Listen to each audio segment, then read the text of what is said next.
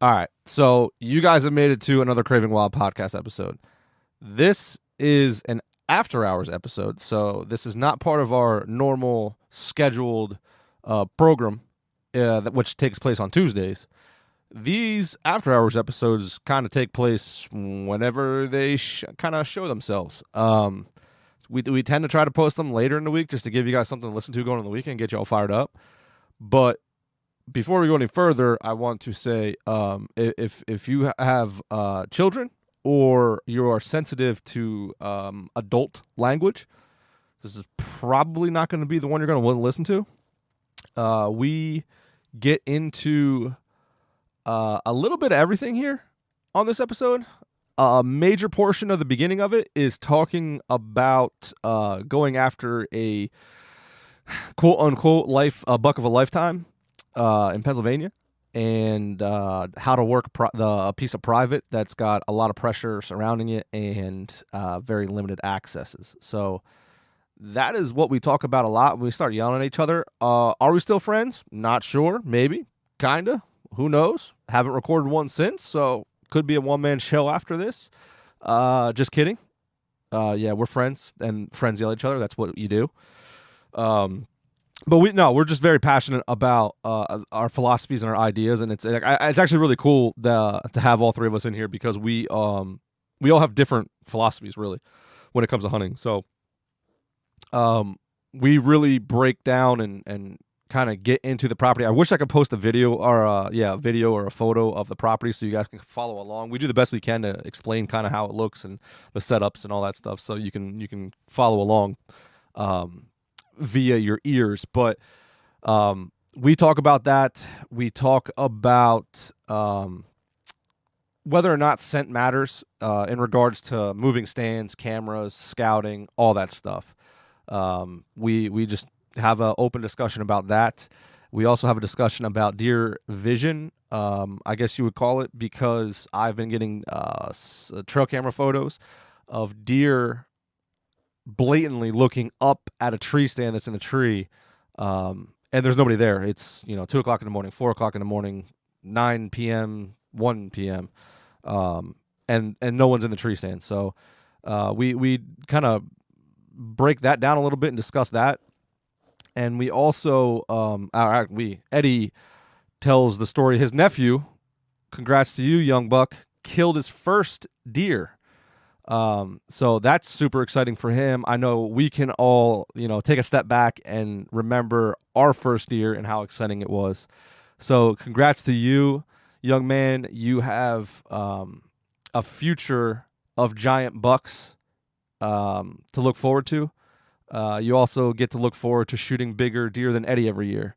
So you should, have a smile on your face and get ready to talk shit to him every time you see him.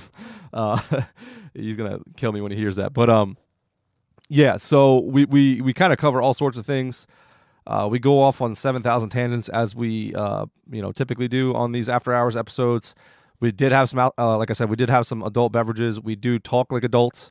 So if you have children or you are sensitive to that type of material, I would definitely not listen to this episode, and you can just tune into our normal episodes, which are a little lighter on the ears as far as that end. We, before we get into it, this next episode is going to be Antonio's kill episode. So I'm looking forward to that one.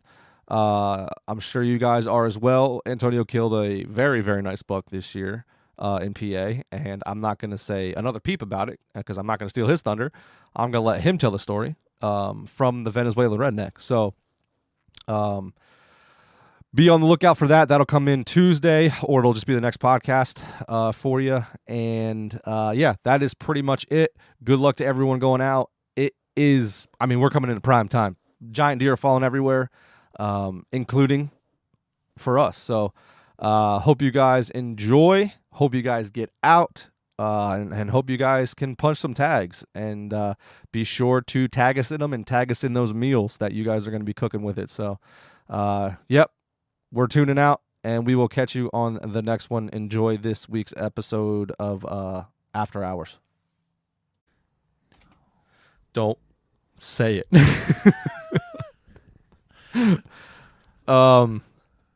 Yeah. So we've had a lot of conversation in the last couple of days that when we're like, fuck it, we need to have an episode about it. And we're going to have that episode right now. We've been drinking, so this might turn into an after hours. Maybe. We just did the intro for episode that's coming out. Eddie's staring through me right now. It's making me a little nervous. Well, I'm waiting to see what you're saying. I don't even know where I want to start this off because I feel like this can go one of 77 ways. Well, let's start off with we'll just bring up our conversation from today. All right, so it's the three guys in the podcast right now. It's myself, Antonio and Edward. Yes, sir. I thought you were going to say Antonio. No. Thank you. So the Tree Amigos. I'm dropping shit.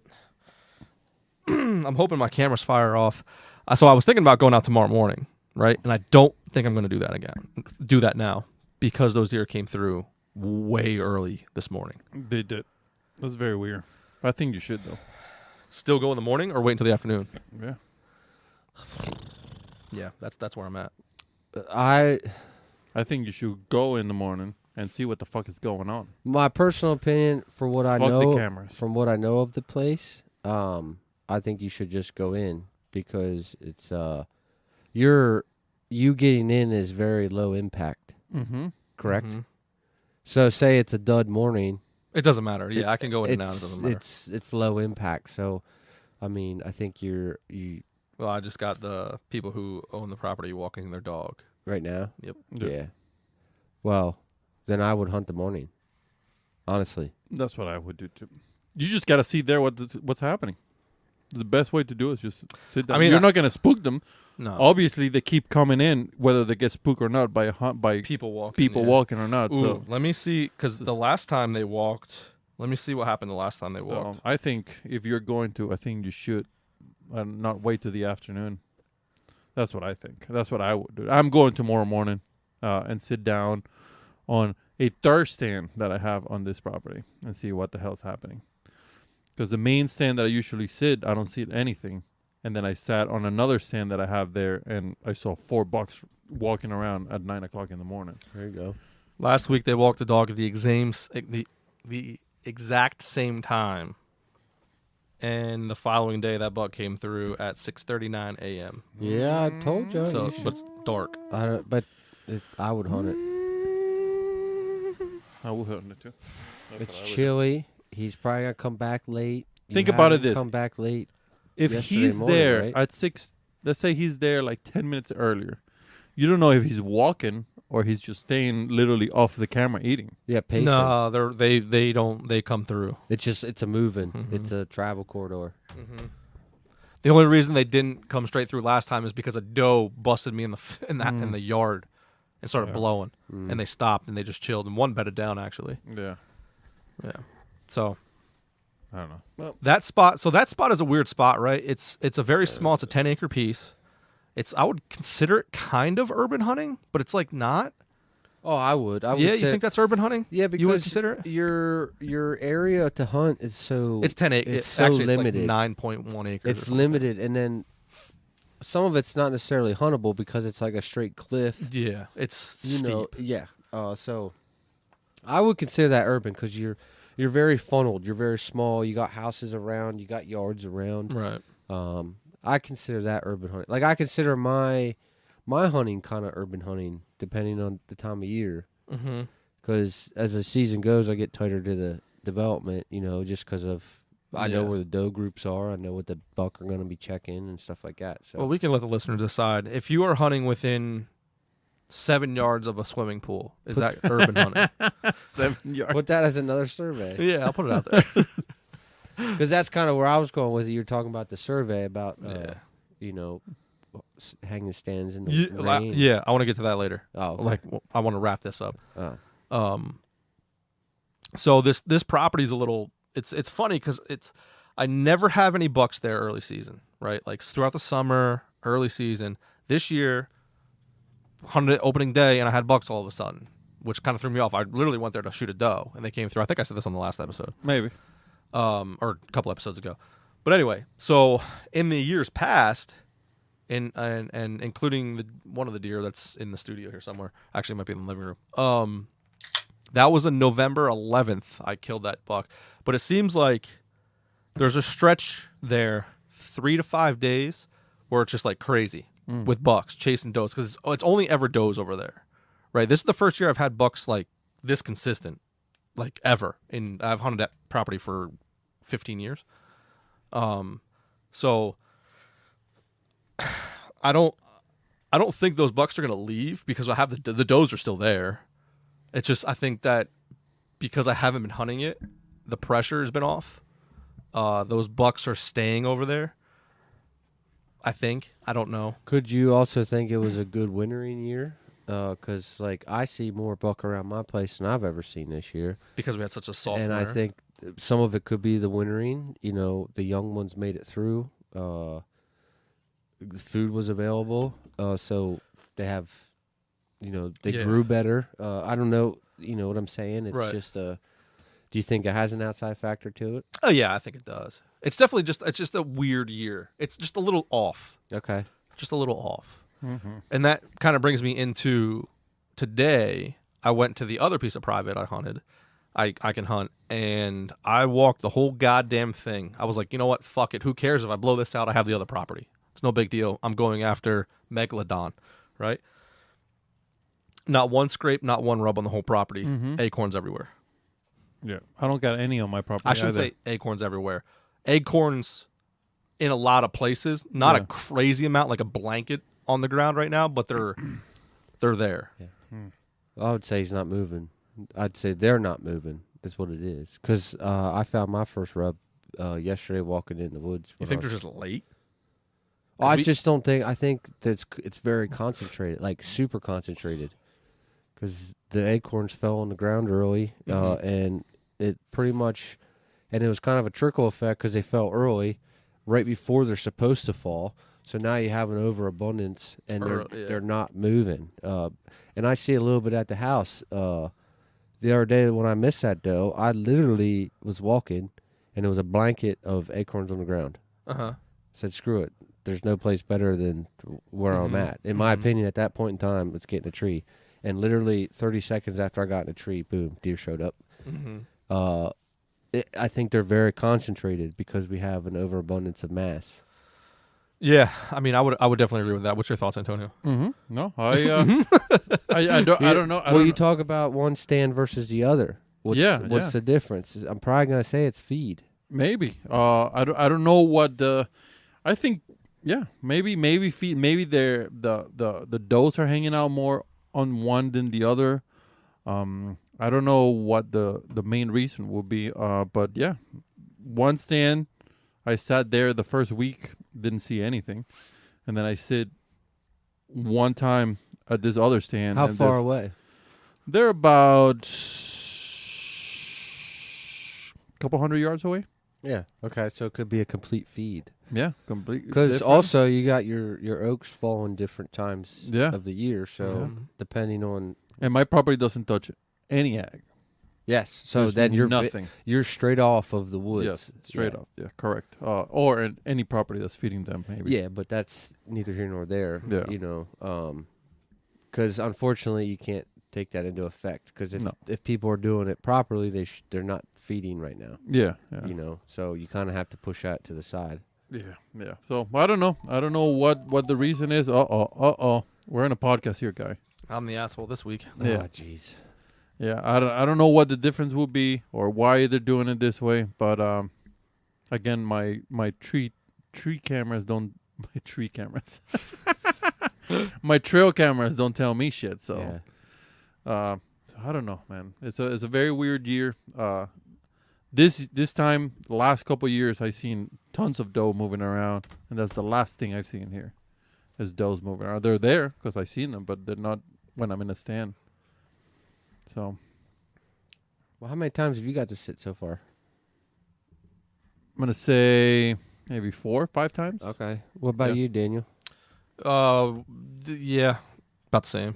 3 times maybe. No, I've only hunted like once or twice. I've sat 3. Yeah. In PA, are we talking just PA? Yeah, just since our season once. opened. Yeah. Yeah, once. Yeah. I think. I don't know if I ever went back. We're in the second week, right? Yes. Start of the third. 14. Yeah, start of the third. Yeah. Okay, so yeah, I maybe 6. Yeah, 7. I've hunted 3 times. Yeah. I hunted opening day, morning and night.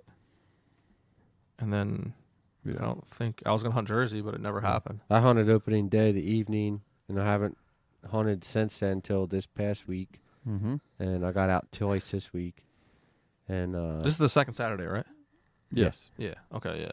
and I've seen in 3 sits, I've seen 7 deer.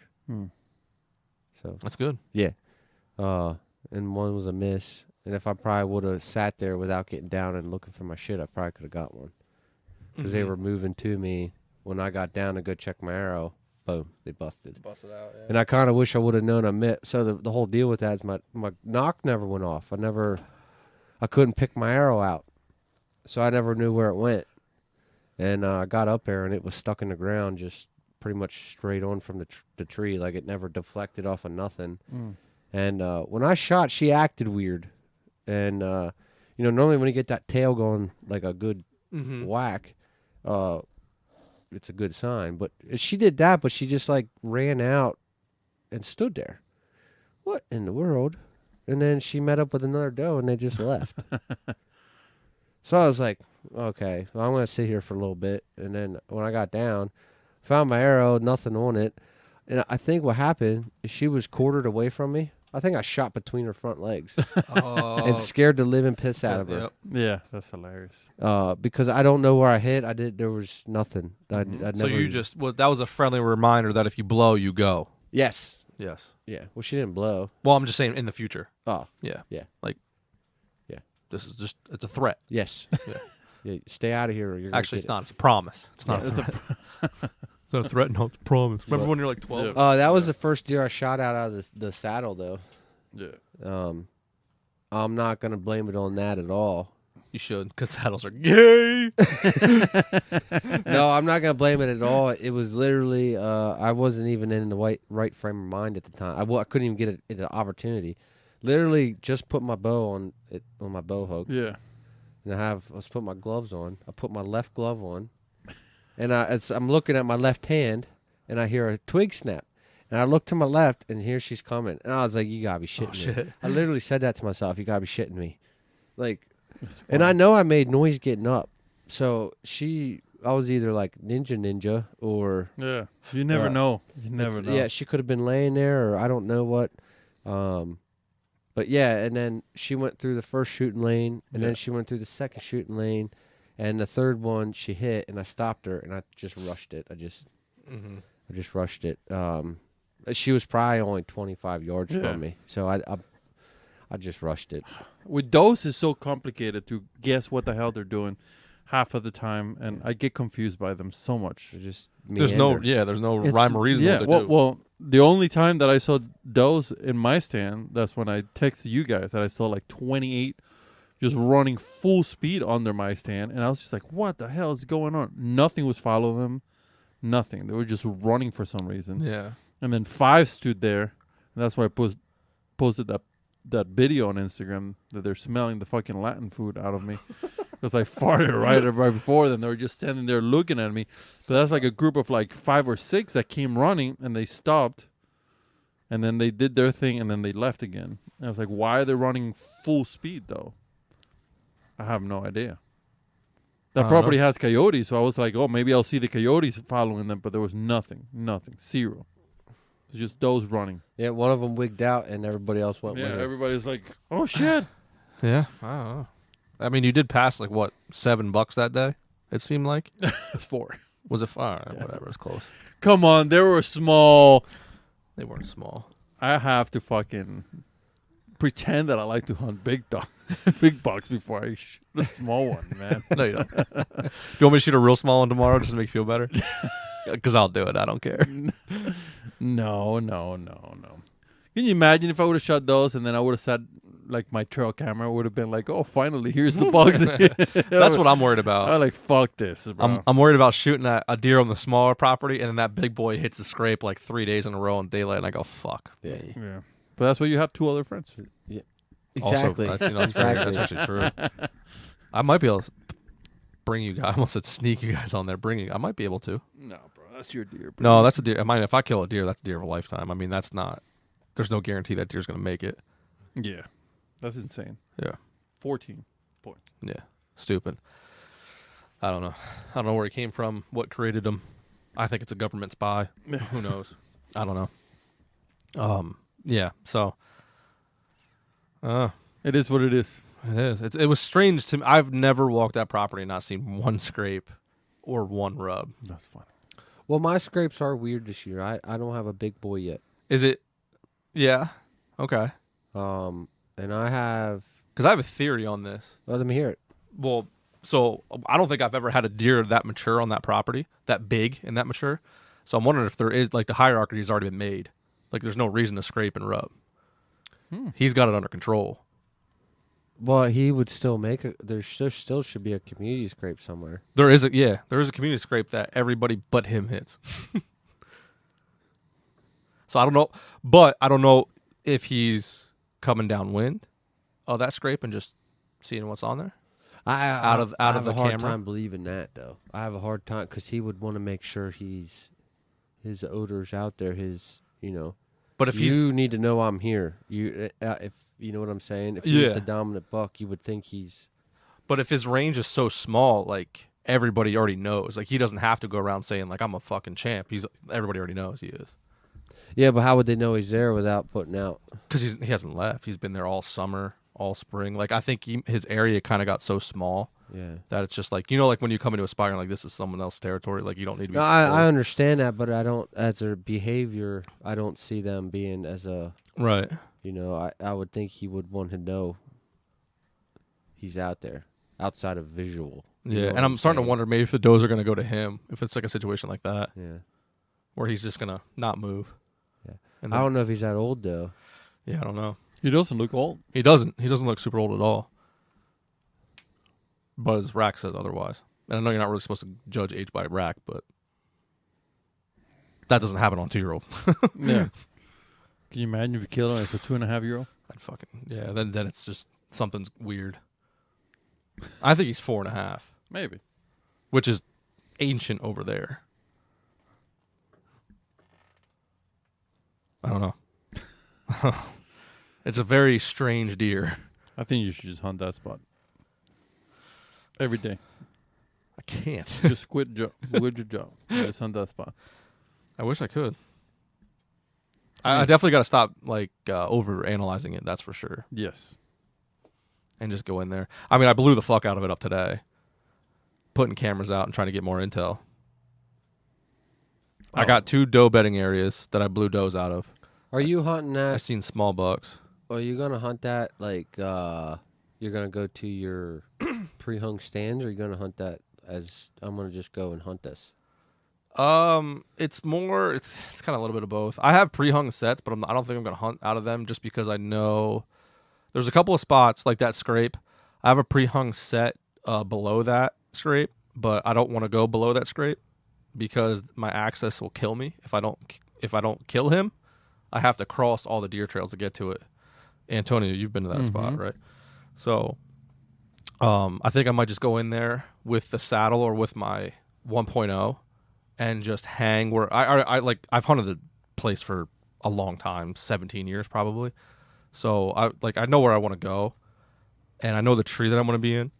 I'm just going to go there in the morning, set up, and then if I have to move, I'll just move that stand. I'll just keep quote unquote being mobile and just bounce around. But it's a scrape, so I don't really have to be. Yeah. I feel you are uber mobile. To be 100%, I do feel you're overanalyzing that place. Well, if you've hunted it that long, I feel you should be just fucking. Well, this deer is doing opposite of what all the other deer do, so that's why I'm being then you should be opposite. You should say fuck it, and I'm gonna go hunt. Right. Well, yeah. I think you should cut all those trails. The access and get all the way problem, down there, right? Because he's going towards where I come in, which is effectively cancels out. I actually talked with Taylor about this a lot last night. The driveway coming in cuts through a lot of area where those deer are, and throughout the years, me and my buddy have realized that anytime I come there in the morning, we don't see any deer on the top half of that property in the morning. And it's been true for a while. we kill all the deer in the afternoon. But if I stayed at his house, which I don't have the luxury of doing anymore, we would see deer every morning. So the only thing that changed that we could figure out was the fact that I was driving my car down the driveway, and when you pull in, you're lighting all the woods the whole way down. So, and that's where that deer's going, right? So that's why I didn't want to go in there in the mornings and ruin it. And in the afternoon, I need a hard northwest wind because I don't know exactly where he's bedding, but where I think he's bedding, if he's, the problem is it's all standing pines, right? So you can see, both of you guys have been in that spot. You can see forever. So I got to sneak through all that quietly, get to a tree, which is a problem because of the ash came through what the fuck are they? The ash borers came through and killed all the trees that I could hang in. Mm-hmm. So there's just that one pocket of just, it's briars, barberry, just thick, nasty scrub oak. That's where I think he's bedding. Mm-hmm. But I think he's in an area, like in a pocket in there where he can see where I'm coming from. Like he can see that whole ravine and flat up above the ravine. And if anything comes behind him, he's going to hear it because it's so thick. So for me to come in there, I just feel like I need a hard, just a strong northwest wind, maybe like a southwest wind I could probably get away with. But the problem is if I don't kill him and he gets past me somehow, then he's definitely going to smell me. And the way the property runs, I'm on the inside corner of the property line, so I can't move. I'm very limited where I can go. But every other deer goes south. He goes north. But would that be do you think that would be a negative impact if he smelled you, or if it would just be a normal day? I think it would definitely be a negative impact. Why? Because there's never anybody over there. That you know of. Yeah. I mean, I have cameras there. I haven't got anybody on it. You got if they are the trespassers. You got cameras there and don't get deer on it, too. So I get deer, but not him. You know what I mean? But yeah. You know what I'm saying? I get deer, but not him. I think you should get aggressive. Yeah. How do I get aggressive, though? Go hunt. Just go hunt, bud. Stand there, feel the wind. So and what I was waiting for. It sounds so Native American, but literally go there and just feel it. Right. So we're in the 15th right now, and usually right now over the next week is when that scrape blows up. That's what I was waiting for. Mm-hmm. And like last year, I got every single buck on that scrape in a week. That was on that property that I had throughout the summer, not spring, but more summer, early fall. So that's what I was waiting for. And I'm kind of getting impatient now because I haven't got. Usually I get these deer like sporadically on cameras. I also don't have as many cameras out as I usually do because I've been trying to like stay out of that property and let everything happen. Now, good news is I haven't seen any trespassers. I haven't seen any cameras. I haven't seen any tree stands. Haven't got any trespassers on camera. So that's a positive. But the lack of sign scares me, and the fact that I haven't seen him since like a week before season started. It scares me. So I would go all the way down, passing all those deer trails, and just stay right on top of everybody. Boop. That's what I would do. If you scare him, you scare him. That's a scrape, though. He's not there. Yeah. Might be next to it. Yeah. Fuck those trail cameras, dude. And I think you can minimize ground scent if that's what you're worried about. Yeah. No, and that's what I'm trying to do is minimize ground scent. Yeah. Find a mud puddle. I mean, I think a mud puddle is your best. Yeah. Yeah, I don't think or that scent blocker that smells like vanilla, that works really well. Yeah. No, but I'm being serious. I mean, there is a point in time where you're overthinking it. There's no water there, though. That's the only thing. I know what you're saying. Like, find something, though, to... Yeah. It's such a random spot. That's why it's like... And it's fucking me up that he's doing the opposite of what every other deer's done in the past. And I think that's why he's so big. Yeah. And so old. Well, he's big because of his genetics. But he's an older deer that we usually don't get on those properties. And I think he can... no matter what the wind is, he can see what's going on. Yeah. No matter what. And I think that's what's helping him. So I personally, I think that I'm going to have to get him when he's like horned up. Maybe. And he's going to make a bad decision in daylight. Now, we'll see. I just moved all my cameras into a whole bunch of spots that I know are good. Transition spots in between doe bedding. Shit that's ready for the next 20 days pretty much. So we'll see if he pops up. In areas that I've usually had cameras that I didn't go in and put cameras this year because I didn't want to blow it up, Yeah. which I think you should blow it up. probably is a mistake, but Let's do a drive. You want me to do a drive for you? yeah. Yeah.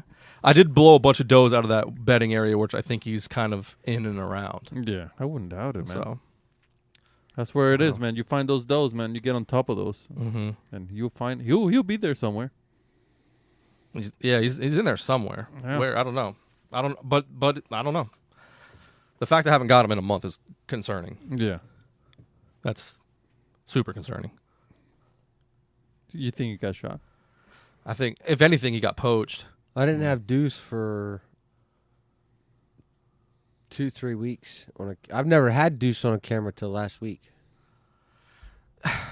Yeah, I understand what you're saying, but that's comparing a yearling to a 4.5-year-old buck. Okay. I see. I understand mean- what you're I saying. mean, Though. Like it's, it's camera placement is camera placement. I would literally not base your shit on the cameras because that big 6 last year, I never had any pictures of him True. until the last day, and he was there the Mhm. entire season. I think you should just go be aggressive. I think you're just being a little too Complacent. yeah, like you're not. I mean, I would definitely agree with that. Definitely. And I understand what you don't want to do, but at the same point, you'll never know if you don't. What's it go. matter?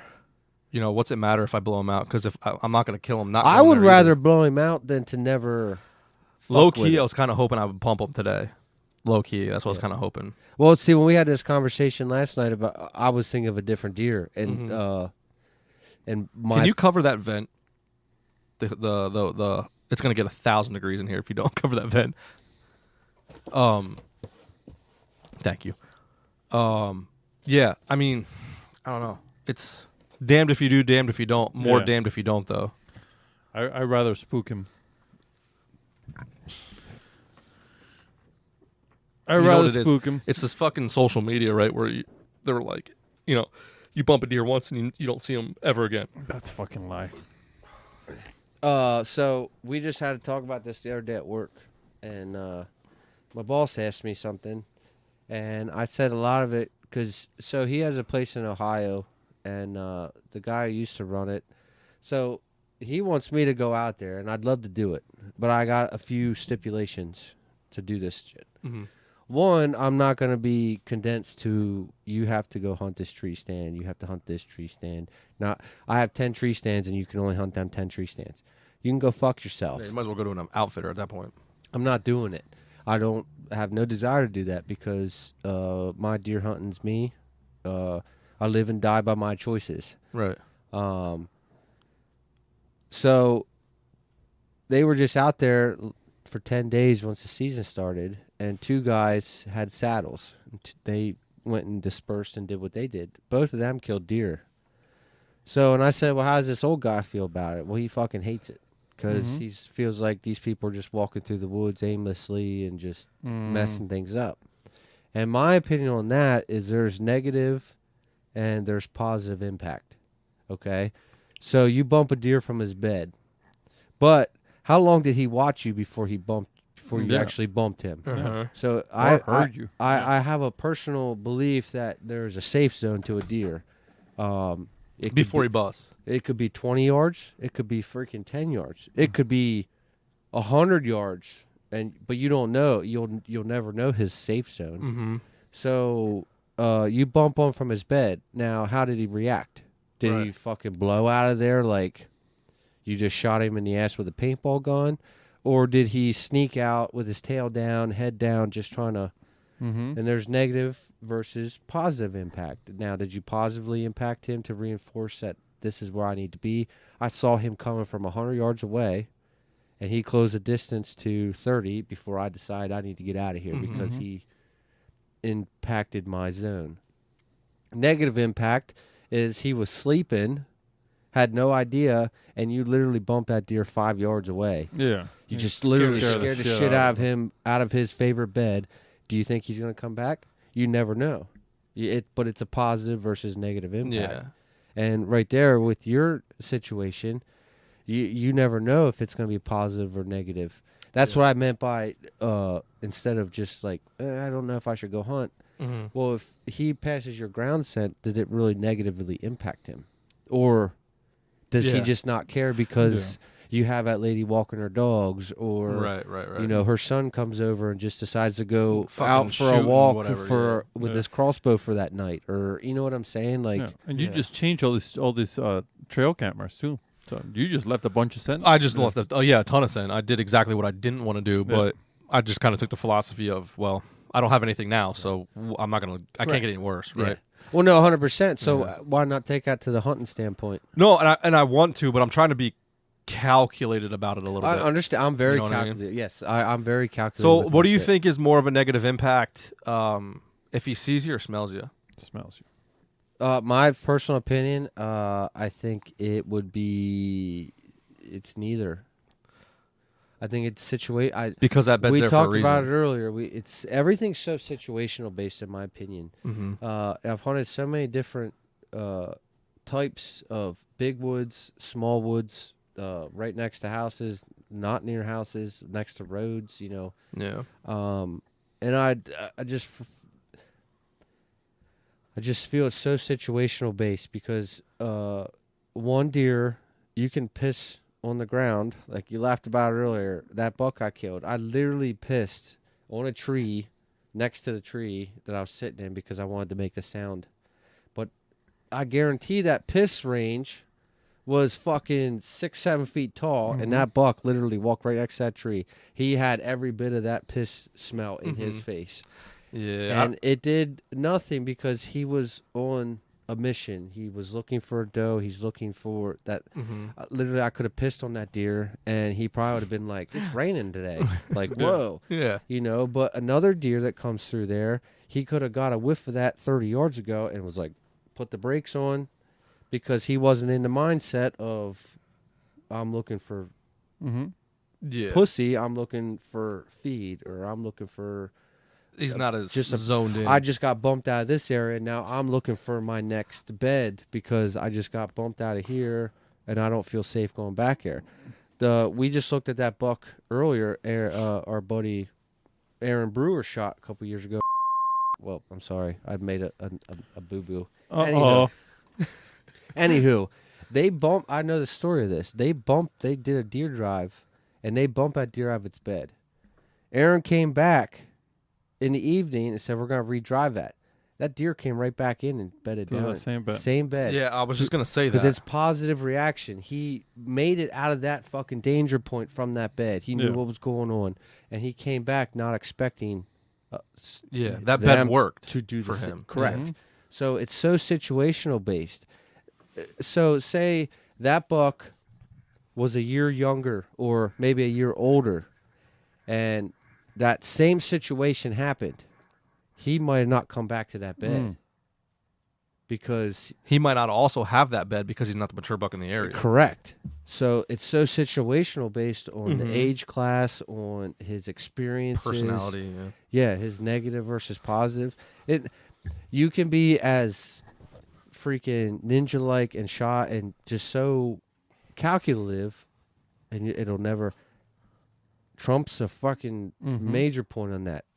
How many times did I was calculated? How many times you asked me what would I do? Yeah. And I think there was only one time that you asked me what I would do when you saw that deer, and that was off that one point. Yeah. But any other time, how many chances did I take at it? How many chances you take at it? How many chances you take at it? How many other influences that we did not do onto him Yeah. that people did, other people did? You never know. Yeah. That's another good point too with Trump. Like how many cameras we had on him and how much we didn't get him. Correct. Right? You would think you would get him a ton more. Between the two of us, we had at least 24 cameras in there. At least. And we might only got him on 6 cameras every check. And randomly. Yeah. Yes. And then you killed him actually literally off the point that you saw him that one time. And we had cameras over there and got hardly anything. But I did have one time he bedded in there and I had pictures of him. Yeah. You were in the right area, it's just literally being there at the right time. Yeah. Makes sense. You made the right move. You checked off every box that needed to be checked off for that deer, in my opinion. Yeah. Whether it was intentional or unintentional. Very unintentional. But you know what I'm saying? Yeah. So you 100%. could be so calculated about it and you're completely wrong, and you could be so calculated about it, you're completely right. My only calculation on that deer was, I know there's people hunting him north of him. I'm just going to be in the south because nobody likes to climb the hill. Mm-hmm. That's my only calculation. Well, and that's what you got to look at. Yeah. That's, again, outside factors. Yeah, that's the best calculation. Who's going to do this? Yeah. Is it just me and my dumb friends? Mhm. Or is it me and nobody else? Yeah. Or is it every Tom, Dick, and Harry that comes to that mountain, they don't have an issue with it? Mm-hmm. Mm-hmm. Or they come in the backside, which is the easy way, Yeah. which, everybody does. and in my opinion, I don't know if that hurts or helps. Yeah. Because I came in the backside, killed deer. I came in the front side and killed deer. So, I think it depends on what you're trying to kill. yeah, well, no, and that's Yeah. and that I think that comes down. If you're trying to kill a specific buck, you're taking on a challenge that is Completely not different. easily done. In Yeah. I don't care who the hell you are. Completely different animal. But if you're hunting deer, all that comes into a factor. Yeah. But what's the best factor? And you'll never. It's deer hunting. I mean, Yeah. I think deer hunting's more chances than guarantees. Mm-hmm. Yeah. You know what I mean? No, for sure. For sure. Literally, how many places that you can pick that a deer's walked by that tree? How many places that you could pick a deer's walking by and you don't pick that tree? Yeah. Yeah. You know, it's chance. It's freaking chances. It is. And again, it comes back to seat time and knowing what's going on around you.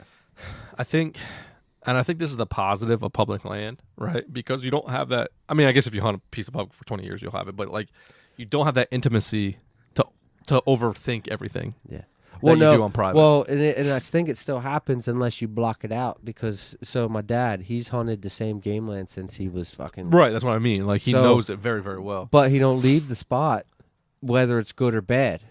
And every year it's different. He will not leave it, and that's going to play a part into your success level. Yeah. I mean, that's probably why I started mobile hunting, because Dad always told me, you're sitting here, and you're not leaving until I come back, Yeah. or we're sitting here all day until I say it's time to go. Mm-hmm. And then when I was able to go out on my own, I didn't see nothing here today. Later, I'm out on to the next spot. That's just how I developed my hunting, and I think it's a lot has to do with that. It's just you stay here. No, I don't want to. I didn't see a deer today. Why am I staying here? Yeah. Right. You know, like public land. I mean, it's just it's so much trial and error because there's so many outside factors. So there is. just go hunt. I mean, and it just kind of depends on where you want to give up. Mm-hmm. Mm-hmm. It's the same with any type of hunting. It's where do you want to give up? Yeah, you got to give something. And sometimes you got to go till you can't. How many times have I said we'll cross that bridge when we get there? Two. More than Antonio wants to. Two times Deal your with. lifetime. 2 in the last hour. So I have up on the screen. You guys can see this. The listeners aren't going to be able to see this very much. We'll try and talk through it as best as possible. So we're talking about the piece of property. It's a private piece of property, 60 acres. This is where this big deer is. Keep it general. I got to take a leak quick. Okay. We'll come back to you. This break is presented by... Taking a leak. Montauk IPAs. and Ricochet Blend. And Ricochet blend. Yo, speaking of Ricochet Blend, I did a neck roast. Mm-hmm. So covered it in the Ricochet Blend, seared it. And for those of you who are under a rock, if you listen, or this is the first time you listen to this podcast, Ricochet Blend is made by our good buddy Gunner, the Hungry Huntsman, I believe it is on Instagram, Yeah. something like that.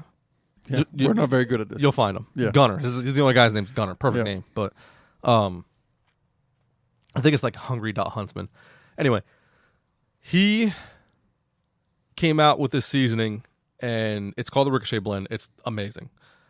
We've put it on damn near everything, which we've said in the past episodes. So I put it on neck roast, seared it, put it in a crock pot with a bunch of just juice, right? Some beef stock, I did some garlic stock, onions, peppers. Put it overnight for 8 hours. Let it cool off in the juice. Put it in the fridge. And then I pulled it off the neck, put it into mac and cheese, and I diced up a bunch of jalapenos and mixed it in with the mac and cheese. I did Gouda sharp cheddar, and brie. That's awesome. Dude, unbelievable. Sounds delicious. Yes. All right, we're back in action. So we're looking at this piece of property. It looks like Oklahoma if you stood it straight up and down, right? So that's what we're working with. You got the panhandle, and then you have the body of the property. My access is from the top right piece of the panhandle, right? That's the only way I can access this piece. Half of these people are animal lovers. 2 of them I kicked off the property, and 2 of them already said no, right? So I can't access from here, and I can't access from down here because they all have dogs and they all stay outside. Coming in through here in the morning, this red line depicts he's bedding here. I think he's bedding in this dark spot. This is where it's just thick, right? And the camera that I've consistently got him on is that purple camera right there, and he's going in the direction of that up in here. Yeah. For what? I don't know. Maybe get into these houses. Food, whatever. Acorns, I guess. I don't know. I have a silly question. Go ahead. It's so silly. Go ahead. And I've driven that driveway with you before. Can you drive it with no headlights? No, I've tried. Well, if I have moon, I can. Okay. It's dark. Can you put like a little tiny, like, I can might be you able to like do like my a headlamp. flashlight out the window just to watch the edge of the road? I was almost thinking about parking at the top of the cul-de-sac and walking it I would do that too. I mean, if that's because it's paved, so I can be quiet. yes. I mean, I feel there's ways around this, but I don't know what your situation is due to people around. You know, like my honey hole, I have to fucking leave early and walk down the road early just so that some Karen don't fucking yell at me. I could probably access like super early too. But so come down, park. The deer's doing this, right? And the way this deer is moving, I'm at the point where the panhandle meets the bigger part, right? So I can't access from the northwest because I can't legally do that. It's not the property I can hunt. So I can only access from the east, heading west. The problem is you guys can see this. All this green is all standing pine, old, mature. You can see from one end to the other. Oh, it's giant shit. Yeah. Right? And this swath that's not pines is all ash, and that is all now dead fallen timber. And it's grown up to junk. So if he's in here, and this is a slight hillside, so he can see all this, how can I access, with wind, any of this? There's no trees to hang. So do I just hang up in here and pray to God that he comes in front of me? Because it's through the pine. I have a straight line on here, but he could be doing this shit to get to there. I have no idea. So at that corner piece, isn't that where you shot that one in late season? No, I shot him down here. Mm-hmm. Oh, He died there. Oh, he died at the corner. Actually, he died up in here, yeah. But okay. Yeah. I was, for some odd reason, I thought you had to stand at that corner piece. I used to, but the tree fell down. That don't help. Mm-mm. And there's one tree like back in here. It's an aspen that I can get into. I think. I don't know if my straps are going to go around it, though. But it's far from where I think this deer's going to be. There's got to be something you can get in there to walk down that edge. I mean, it's so thick and nasty, I could probably just hunt off the ground, to be honest. Man, I would take chances. I would literally try and use the vegetation and take chances. And walk down that edge to that corner piece, and I'd hunt that corner.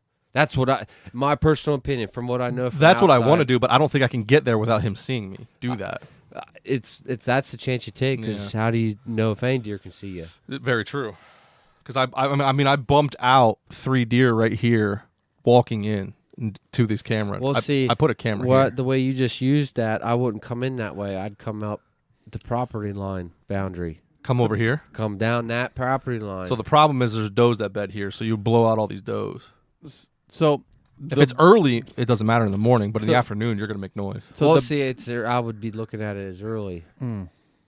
So the bedding area. So doe's bed here? No. The bedding area for him. For him. That's you speculating that he's bedding there. Correct.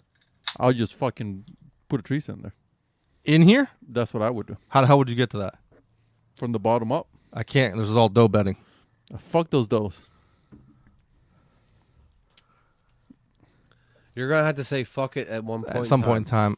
That's what I would do. That blue dot that you have there, And- that's what I start. And in my personal opinion, it'd probably be best to say fuck it now, because if think- you fuck yeah. up, you have A long time. you have regress here to help Yeah. because of Seemed like those does. I can get away with this more. Seem like those does are oblivious to human, buddy. I don't think they even give. If you spook them, they'll come Well, back to that spot. Well, I think in the woods it's different than if you'd spook them off an edge. So Yeah. that's another thing coming back to situational. If that deer is not used to you being in the woods bumping her, Yeah. that's the problem. Mm-hmm. So I understand what you're saying, but at the same point, you gotta say, do I give up the north or do I give up the south? I'll give up the south because you don't know if he's the south. And I would give up the north because of access. Yeah. I would. Yeah, but my problem with the north is the only problem with the north is I know he's there, but I don't know where else he's going. But you don't. You're speculating that he's coming from the south to the north. So, but but you you're don't know that. you're speculating as well from coming But in the south. I'm not speculating. What I'm doing is I am going south, and if I don't see him, then I'll move north, and then I'll move north, and then I'll move north onto that spot that he is, because I gotta find out where is he coming from. But it's still based off of speculation. So what's it matter? Because I don't want to go to the north where he's at, where he potentially is. But it's still potentially. But It's- he's seen it at north. That's what I'm saying. no. He's only got a camera picture of him at going north. Yeah. That's where you see him all the time. That's where I have them consistently. Yes, in the north.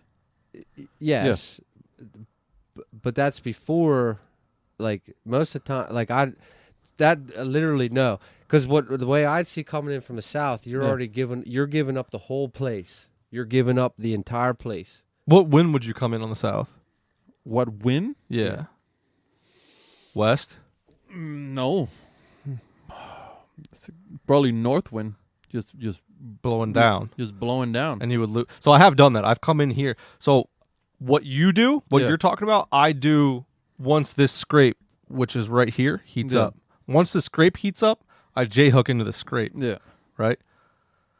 The problem is in the afternoon, I do bump those out, and that's a risk I'm willing to take. Yeah. Which Sometimes fine this and needs to dandy. be talked about out loud. Yeah. Yeah. And that's kind of where. No, this is great. I like yes. this a lot. I want to have as many people talking about this because we could kill this deer. I'm overthinking it because I've hunted it for 15 years. Yeah. Yeah. So I want people who don't hunt it, and if that deer's coming south, I'm going to do exactly what Antonio is saying. Yeah. Right. But that deer going to the north, I think that maybe I can just come across like when was this the and come last down. time you saw him? That's a month ago. Literally what I would do. Then he's not north. Hmm?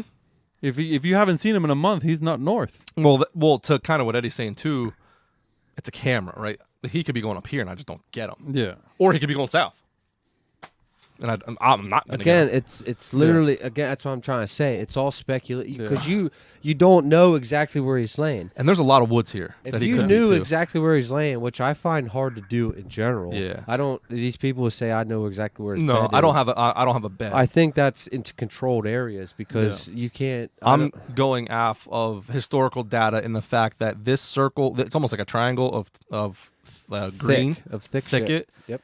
Historically holds the most mature deer on the property. Yeah, which I believe that. And I learned that when I killed that buck and he went back into there and died. Yeah. Because he 100% went back into his bed. Yes. And died in his bed. And then I kept tabs on that. And then I usually have a camera here. Yeah. And I didn't have one this year. See, like I have the black camera there. That's from years past. The purple one I just put today. And I usually get a deer coming in and out of there. But I've just never figured out how to. This is where my dad always sits for rifle season. Yeah.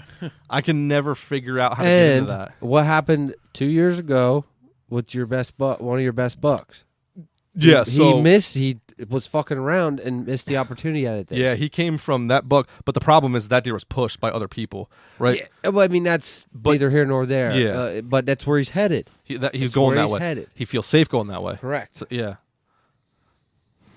I mean, there's it's so environmentally Yeah. but I don't have enough info. The That's way problem. I look at it, the only info that you have is based off of access. So my best bet, in my opinion, would be to access from the road and walk that panhandle down like you just pointed, and come down that on the boundary property line. Yeah. Because who do you know what the other person does in the other boundary? Yeah, because they have a small house right here that they hunt out of. Yes. They hunt out of ground blinds. So, that could very well, he thinks you're them. Oh, I'm sorry. Right here. He very well could think you're them. So my buddies killed a lot of bucks because of that. That day that we went to Delaware and we hunted together, and I told you we're going to walk and then we're just going to separate and continue walking together down that field. That was how I looked at that. Yeah. They're going to, if they caught our wind together and then we pieced off and walked and disappeared, they're continually based off of you, not me. Yeah. So that's what I'm looking at that. Also, too, coming down this line. So I only have protection coming down this line.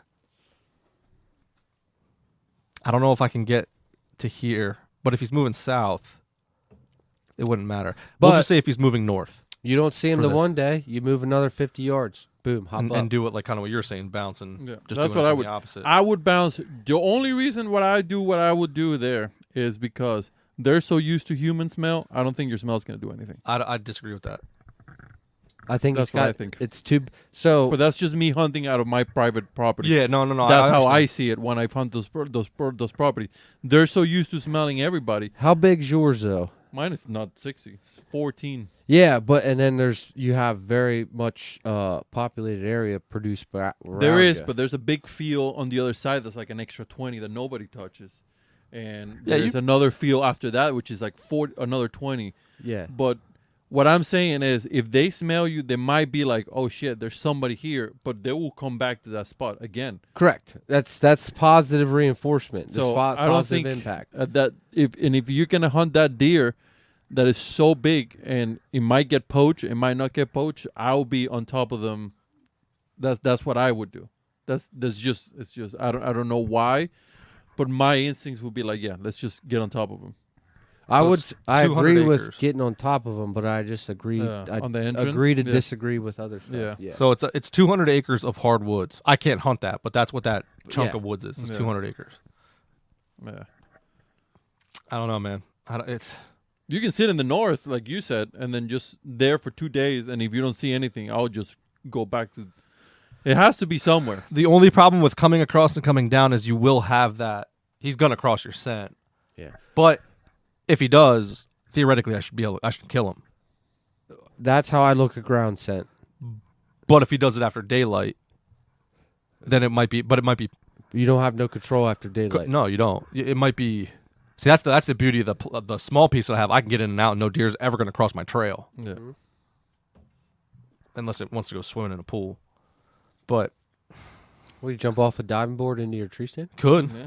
That sounds awesome. Yeah. What a springboard, man. Yeah. I'm thinking about getting a zip line. I'm going to ask the homeowner if I can put a zip line in. Zip line out. That'd be sick. Ah, shit, I dropped something. Yeah. That'd be hilarious. So, yeah, the scrape is here. I've got them here, right? And the vine scrape that I put in is like right here that I've had them on. So I've had them there, had them there, had them there. That's the only places I've had them all year, and I've had those 3 cameras running all year. So pretty much what you're telling me is I'm coming in from the north, and I'm using that boundary line, and I'm going to scrape my way in. That's literally what I would do. If I could hunt here, that's what I would do. That would be my plan for the season. And what happens, happens. Yeah, the thing is like I don't know why he's going that way. It's got to be to go into these houses. Well, and that could very well be it. But what's your end game? You want to know what he's doing, or you want to know where to kill him? Well, I think in order to kill him, I got to know kind of what he's doing. Yeah, but if say it's food based, did that change? It's gonna change. So then it's a mute point. Yeah. What concerns me is that I haven't got him in a month on that heading north. That's what concerns me. Well, so that would take that as an advantage. You haven't had him come north, so I'm coming in north. Yeah. That's literally how I look at stuff. That's how I got into the honey hole. It's all access. And you're going to do it on a south wind? I'm doing it on any wind. Any wind. Any wind. Because you're using a boundary. when I killed that buck on 7 Point, we Mhm. used the hill as a boundary. Yeah. That in my mind, I don't know if I mentioned it or if you picked up on it, but I was using that as a boundary. We're coming in from my boundary line. This is where I'm going to stop. So anything on that is now fresh, and that's what I got to use off of. Yeah. So you come in off of that as a boundary line. That is your start from there. So if you have a bad one day, you can readjust. Oh, shit, I need to be this way, that way. Or I need to push deeper because I did see him or I saw deer and I'm nowhere near him, and I can gather another 60 yards out of this. You see what I'm saying? Uh-huh. That's how I look at things. And I look at it the same way as turkey hunting. It's I want to be able to push that limit and use my access the best way possible to get as close as I can, and we'll see what happens. Yeah. Because you can't guarantee what's going to happen after you sit down. No, you can't guarantee So anything. you pretty much have to just take it's a shot in the dark, unfortunately, and you're never going to know No. because you don't own I'm hoping I you don't I own don't any of that. nothing, none of it. You don't own nothing around it, so you can't control nothing. You're hunting public land, but you're not. You have so much outside factors to it. Yeah. You know what I'm saying? Oh, and I know there's hunting pressure on the other sides, and I get trespassers on the other side. Yes. And I would take that as advantage. So they're coming in from the south. That's why I haven't gone in there, because I want them to blow all this shit up. Yep. Right, and push into this, and So I think you're- that's why those deer are in there. So you have pressure from the south. The only pressure coming from the north is you. Yeah. So if I go take that way, advantage of it. Yep. They're not expecting that. They're expecting your headlights, but they're expecting your headlights and then you being somewhere else. So why not park out on the cul-de-sac, like you said, And walk down. and walk down the property line? Yeah. The problem is I understand your philosophy with any wind because you're going in and out, but I do not think you can do it on north wind. Because I don't think you can get to a tree. Well, if you're looking at it through how wind moves, is it moving in a straight line? If I look at the way this boundary's sitting right now as a straight north wind, that's off of his bedding. Off here. That is off the bedding. Yeah, no, I agree with that, but So why He's couldn't gotta- why couldn't you enter with that? because in order for him to get from point A to point B, he's going to cross my scent. At that point in time, he should be dead. But I can't because there's no trees there. Like, I can't get to that point. See what I'm saying? Like, I can't get close enough to that. Like, I'm going to have to hunt back here. See what I'm saying? Well, I'm pretty sure you just bought a saddle, which they say you can get into any tree. Yeah, true. Can you hunt out of stumps? Trees that topped off? I that just safe? find it hard to believe you don't have one single tree. It's in all there. ash trees. They're all dead. They're on the ground. Yeah, all but this is dead. yeah, This is all well, I open. understand what a dead ash patch is, but like I just find it hard. There's not. You don't have no edge anywhere of another tree popping in. Not on their property. Or I can hunt the pine, like this edge of the pines here. That's my only option is to hunt the edge of the pines. Because even just on your first sit, even if you have to sit back and you can see all that opening, Mm-hmm. watch all that opening and then make a move from there. Yeah. It might only take It really 2 sucks sits. that we can't hunt on Sundays because I hate doing Walking in- observational sits on a Saturday because you're not going to have another sit until the next Saturday. Well, 100%. I But fucking hate that. But I mean, you can only do what you it's can real. do. It's fucking real life. Unfortunately, that's the way I've taken. I have such high hopes that I'm going to hunt every day this week. I know I'm not because we have a lot clearing all Yeah. week, and I know it's going to be an all day affair every fucking day. And Being it's going to rain this weekend, I think what I'm going to do is I have all the cameras set now. 5 days, it's going to be the 20th. So theoretically, from historical data, that deer should be down here if he's still here. If I don't have him here, I'll probably hunt up in here somewhere or even up in here somewhere. How I'm going to access it, I don't know. But if I don't get him down here, I don't think there's any point in coming down here yet because he's going to hit that scrape. I mean, I shouldn't say he's going to. I think he's going to because every deer has done that in the past. but you tell me he does this everything is- different than every other. He deer. does. And so this is doe, like this is all bedding up here, doe bedding up here, and this is like doe bedding right here.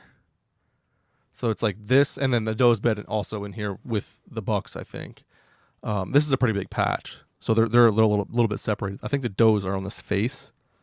This is where the ravine does this, right? So if he's up in here, he can see all of this. He can see all of this.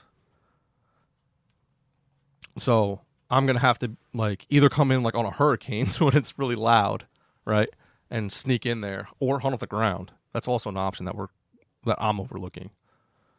I don't have to be in a tree.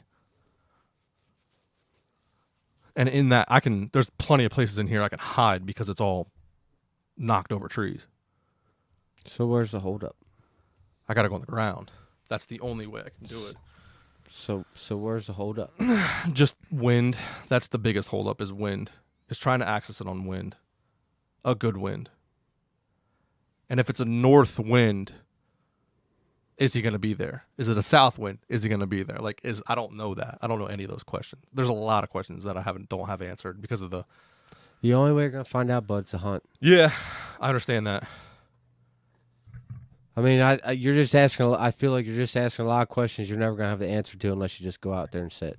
Mm-hmm. I'm being dead serious, like, because you're sitting here now. You look like your fucking wheels are spinning and you're not getting nowhere. Right, and that's the reason that I've been with this. That's how I've been with this deer because it's different. Everything is different from what every other deer does. But I think that's why he's the size he is and the age he is. Because if I access down here, he sees me. He just ain't gonna move till dark, or he's gonna go out the back and go up here. So how are you gonna figure any of this out? Like I said, my plan was to hope to God that he hits the scrape and then come in from the bottom. That's like the foolproof plan that I have. If that happens, I am very confident I kill that deer if he comes to the scrape. If at any point in time he comes, I don't care if it's dark or not. If he comes to the scrape, I can kill that deer. So you're waiting. But there's for just so many question marks in here that I don't want to risk it because I don't have enough info. You're waiting for the perfect opportunity. I'm waiting for the better opportunity. Yeah, I wouldn't necessarily call it a perfect opportunity, but I'm just waiting for the better opportunity based off of historic data in the area. But what Eddie says too, and even Antonio, like, you don't know until you hunt it. Mm-hmm.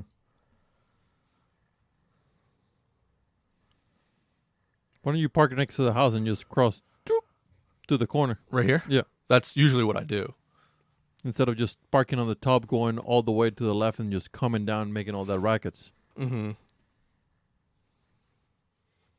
So this line is a little off. This red line is actually like right here. Yeah. I think you could get away with both. You're gonna blow does out in here. It is what it is. Actually, depending on what time you come through, if you come through almost right before daylight, you might not blow does through because usually the does don't come to this ridge from up here until like 9, 10 o'clock. So you might actually be able to scooch in like right at first light and then come down. You got to do it quick though, very quick and efficiently. I'd be there at fucking 5 o'clock in the morning. Just get and let it happen what happens. Because literally, so also, I look at this, you bump a deer. How many times do you follow that deer? Never. Yeah. The only thing that's going to do that's like a legit predator. Okay? Right. Like Right. a fox, or not a fox. Fox don't fucking, but a coyote. Say a coyote comes along. I got foxes fucking with deer on my camera. That was. But I have one too that's playing with them. Yeah. And but anywho, I don't. Again, it comes back to the negative or positive impact. I mean, it's like what you can get away with, and you don't know that. You don't know, until you do it. And if you move slow enough, and if you hang low enough, I think you can get in there, buddy. I really do. And whether you sit on the ground or find some fucking stub to sit in, I literally think you can get in there. Because especially with leaves now, you have leaves now. This is literally probably your last week to get in on this before things go to shit. But it's all pines, though. There's no leaves there at all. It's all open. But from your POV, right? So imagine him laying on the ground. Oh, you're saying in here? Yes. Yeah. So you could sneak down there. Even without leaves, I think he can't see. So I mean, depending how far up he is. Yeah, I mean, so and you'll never know that till you take a shot at it. And I do the same thing with turkeys. In the early season, you hang back, and then things get thicker, I move closer. So, in my personal opinion, deer season, you should start the opposite. You can't see shit right now. I mean, just putting my tree stand up yesterday, I can't see fucking 40 yards. But I know come November, when I hunt that spot, I can see 100 yards. So, what's to say you can't sneak in there now? You think he's going to see you, but in reality, can he really see you? Yeah, we don't know. I think if a deer is going to bed there, he's going to bed there with the wind to his back, with the ability to see down that ravine and all of that open pine. So, which would be a north wind. Yeah, like a westernly based wind. North would be like side hilling him a little bit. Because remember, the ridge... Which I would think would be a benefit to him on both winds. Both, yeah. Because he's kind of in a corner. He's in a corner. Yeah. So you come down that corner, I'm literally thinking you're going to be right off his wind. And that's literally where the big bucks are killed. I'm definitely going to yes. It's because you're right 100%. Off. You're literally right off their wind. And you could fucking shit your pants and you're still okay. Right. Because you're off their wind. You didn't make no major sound of alarming sound. Because I imagine he hears a lot of sounds where he's at. Coughing, sneezing, pounding fucking steaks, pounding fucking hammers, chainsaws, table saws, whatever. Circular saws, he hears it.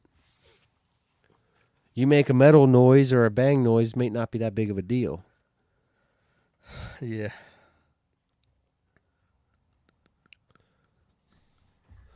Don't overthink it, bud.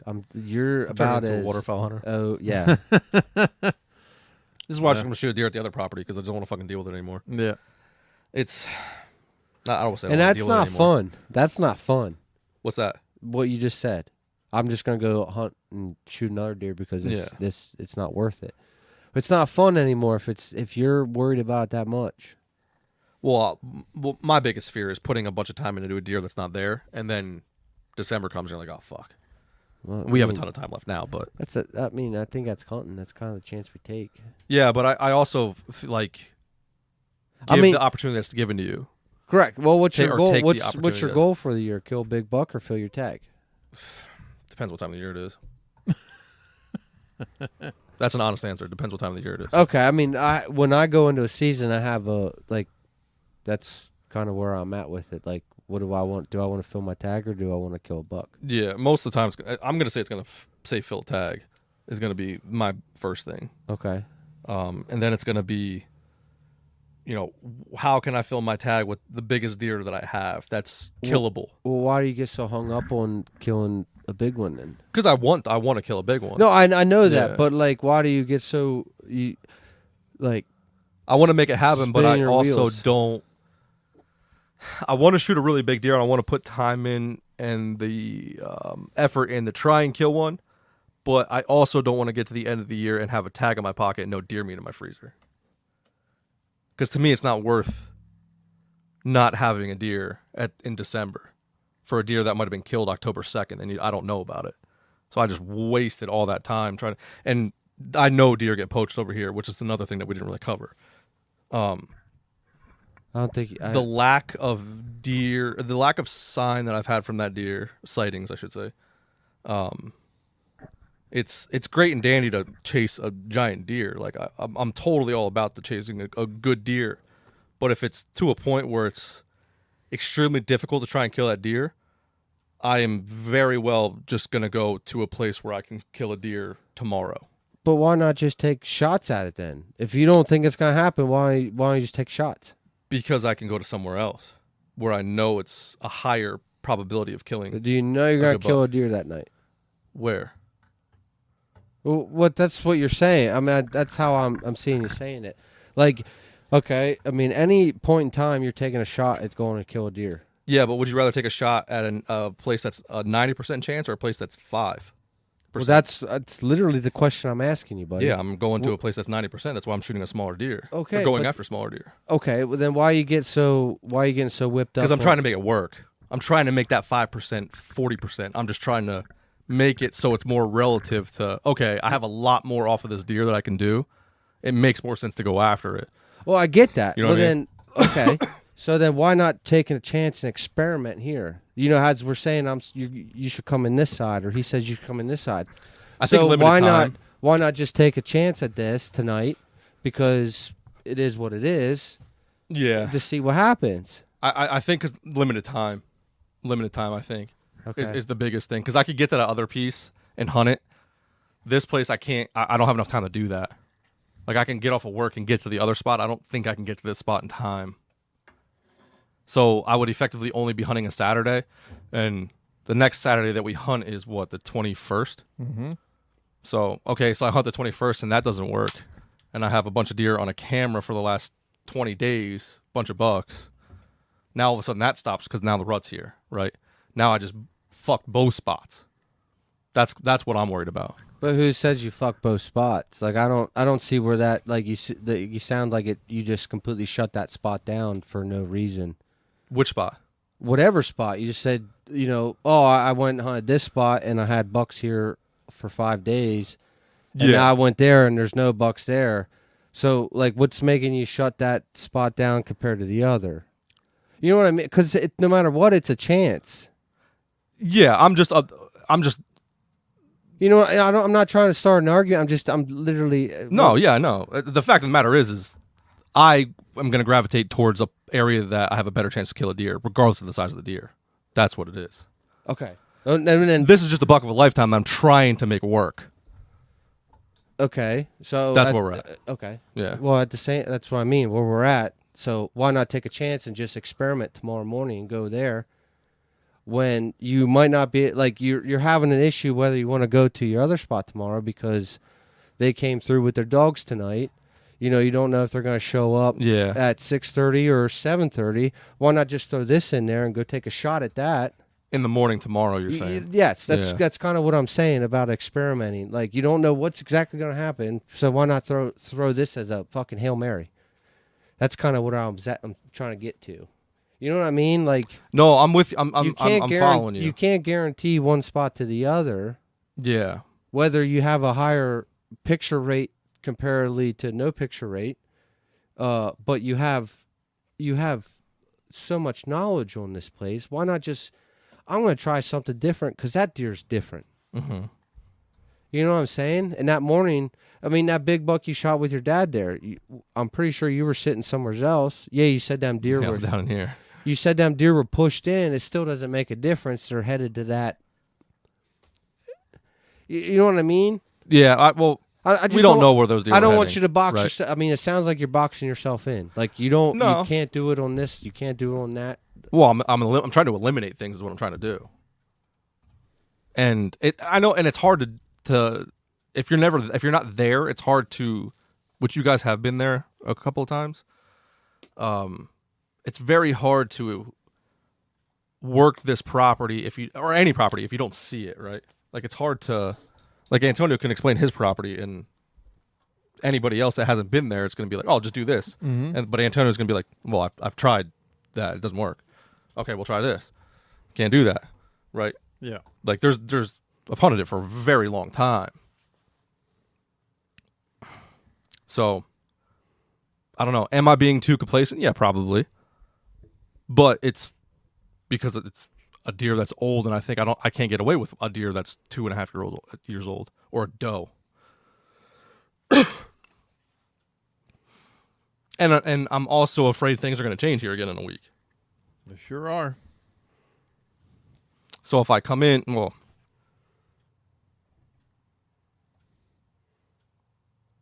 and I only have so many days I can hunt, like, pull from work. That's the problem. Mm-hmm. I don't know. I also have to kill a deer in Jersey before the 28th.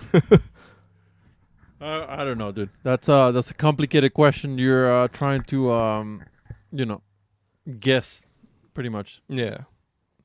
No, yeah. Everybody's gonna have their opinions. I'll be on top of those on it. That's what I would do. Which ones? North all or of south? them. All of them. Just bouncing all around. of them. I'll be everywhere up those fucks. But again, I get shitty trail camera, so I wouldn't even know that 14-pointer was there. I would have been like, yeah, this looks good here. Let me just sit here. Yeah, I don't know. It's what like. I'm assuming you guys go more aggressive than I try to. I think on private on a 60-acre piece. even in public, I've Yeah. learned my lesson. Well, no, I don't want to talk about. Yeah. I'm talking about private. Yeah. On a small, not medium-sized piece of private, you're gonna choose to be aggressive over complacent. Yes. Yes. And I I'm will assuming try. Eddie's gonna be the same way, based off of how you were talking earlier. I'm sorry, I was. No, you're good. Work texted me, so start this little S question again. I was just saying on a 50-acre piece of public or private, are you more on the side of being aggressive or calculated? Aggressive. That's me. I don't. If it's private, I just have well, it's not gonna be that bad if I leave sand on the ground because they're used to the humans. Yeah, there there's beers left? one right there. Yeah. Yeah, that's what I would do. And I'm with Eddie 100%. If the wind is coming from north, I'm gonna hunt that fucking thing north wind, west, east, because it's just a line that they gotta cross for me to smell me. That's all there is. It's not that because the wind is coming north, everything north of you is gonna smell you because that's not south of you. South of me. It's Right. gonna smell you because that's not true either. Right. So it's a line where your scent is gonna go, and that's it. But it's just a fucking line. If this property line was there, it'd be great, but Yeah. it's not. That's Yeah, what's I don't- fucking me. yeah, That property line. You asked that question. I'll probably say it's again. Situational. Yeah, I'm gonna be situational, but I'm gonna be more apt to be aggressive than I am to be complacent.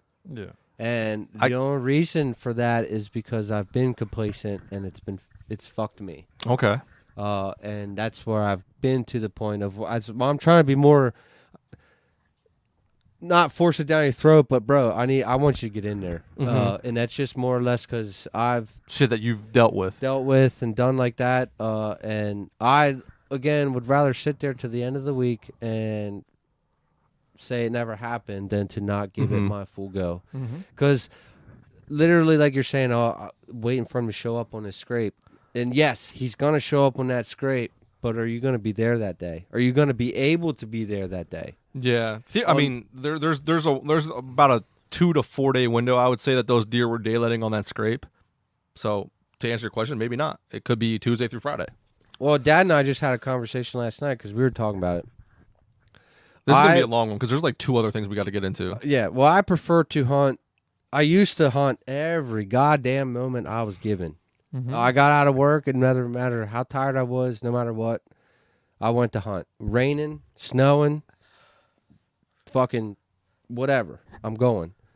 Now, I want more quality hunts. I'd rather see deer and not be able to shoot them than to just go and sit and watch the leaves change.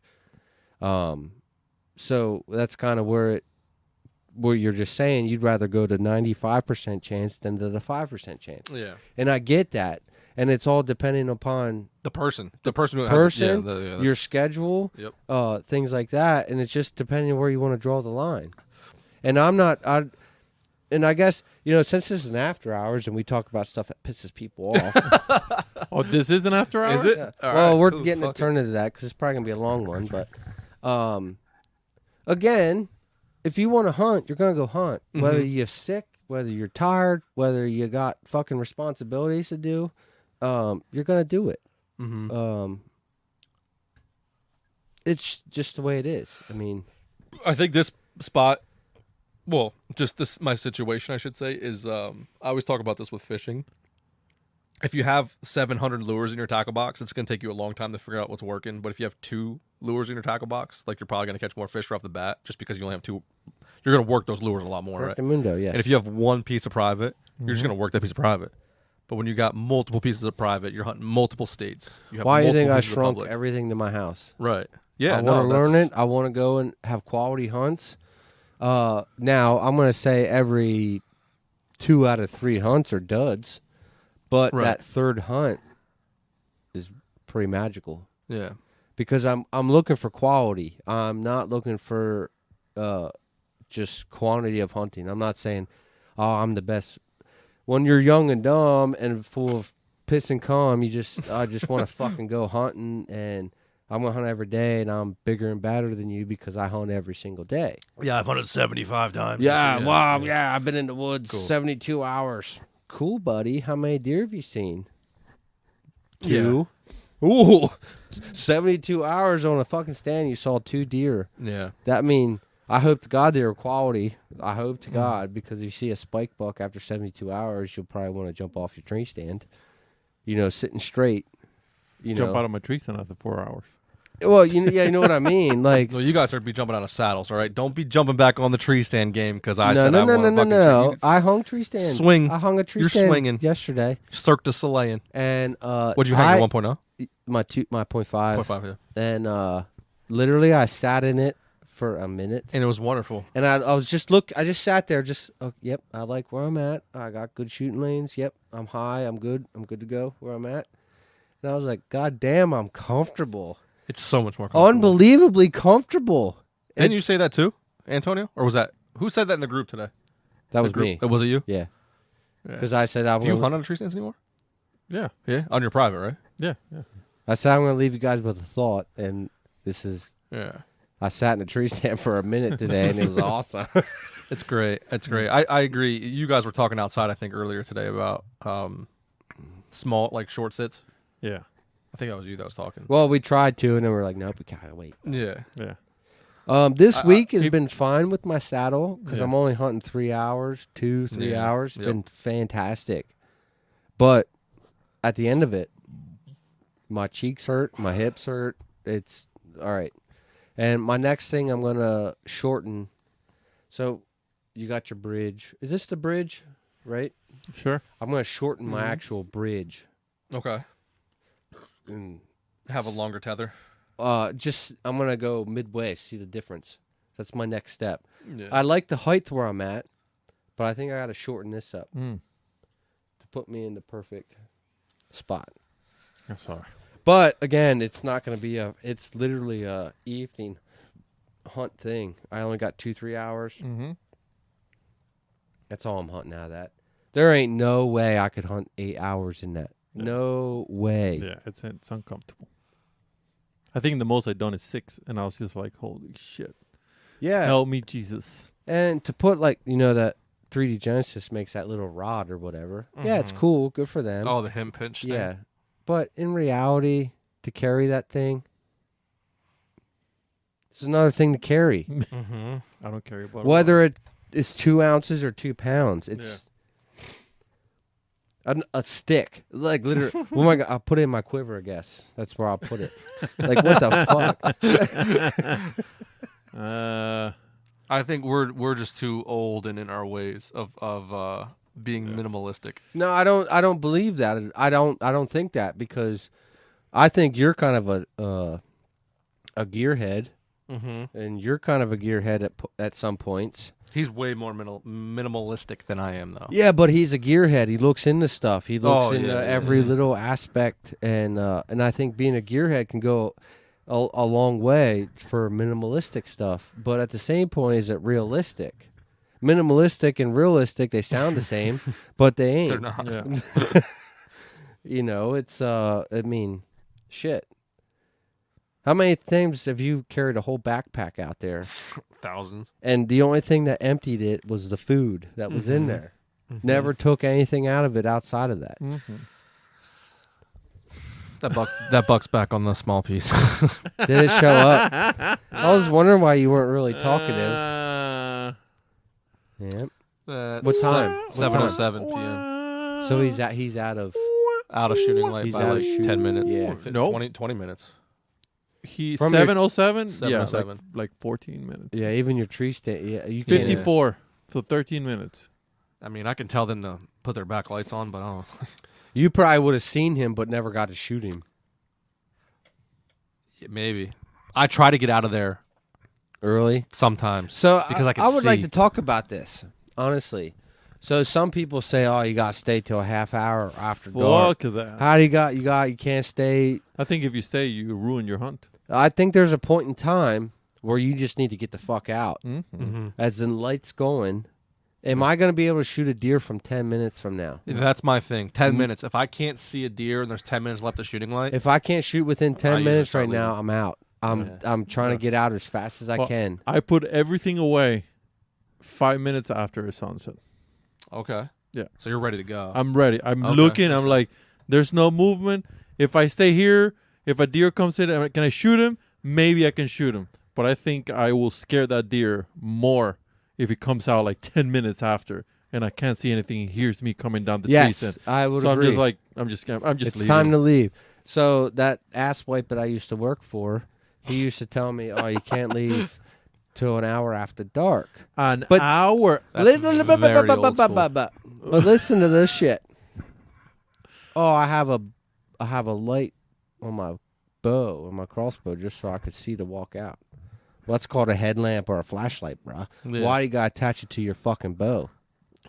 I know why. Excuse me. Yeah, exactly. Damn, bro. Exactly. I don't know why. Explain to me.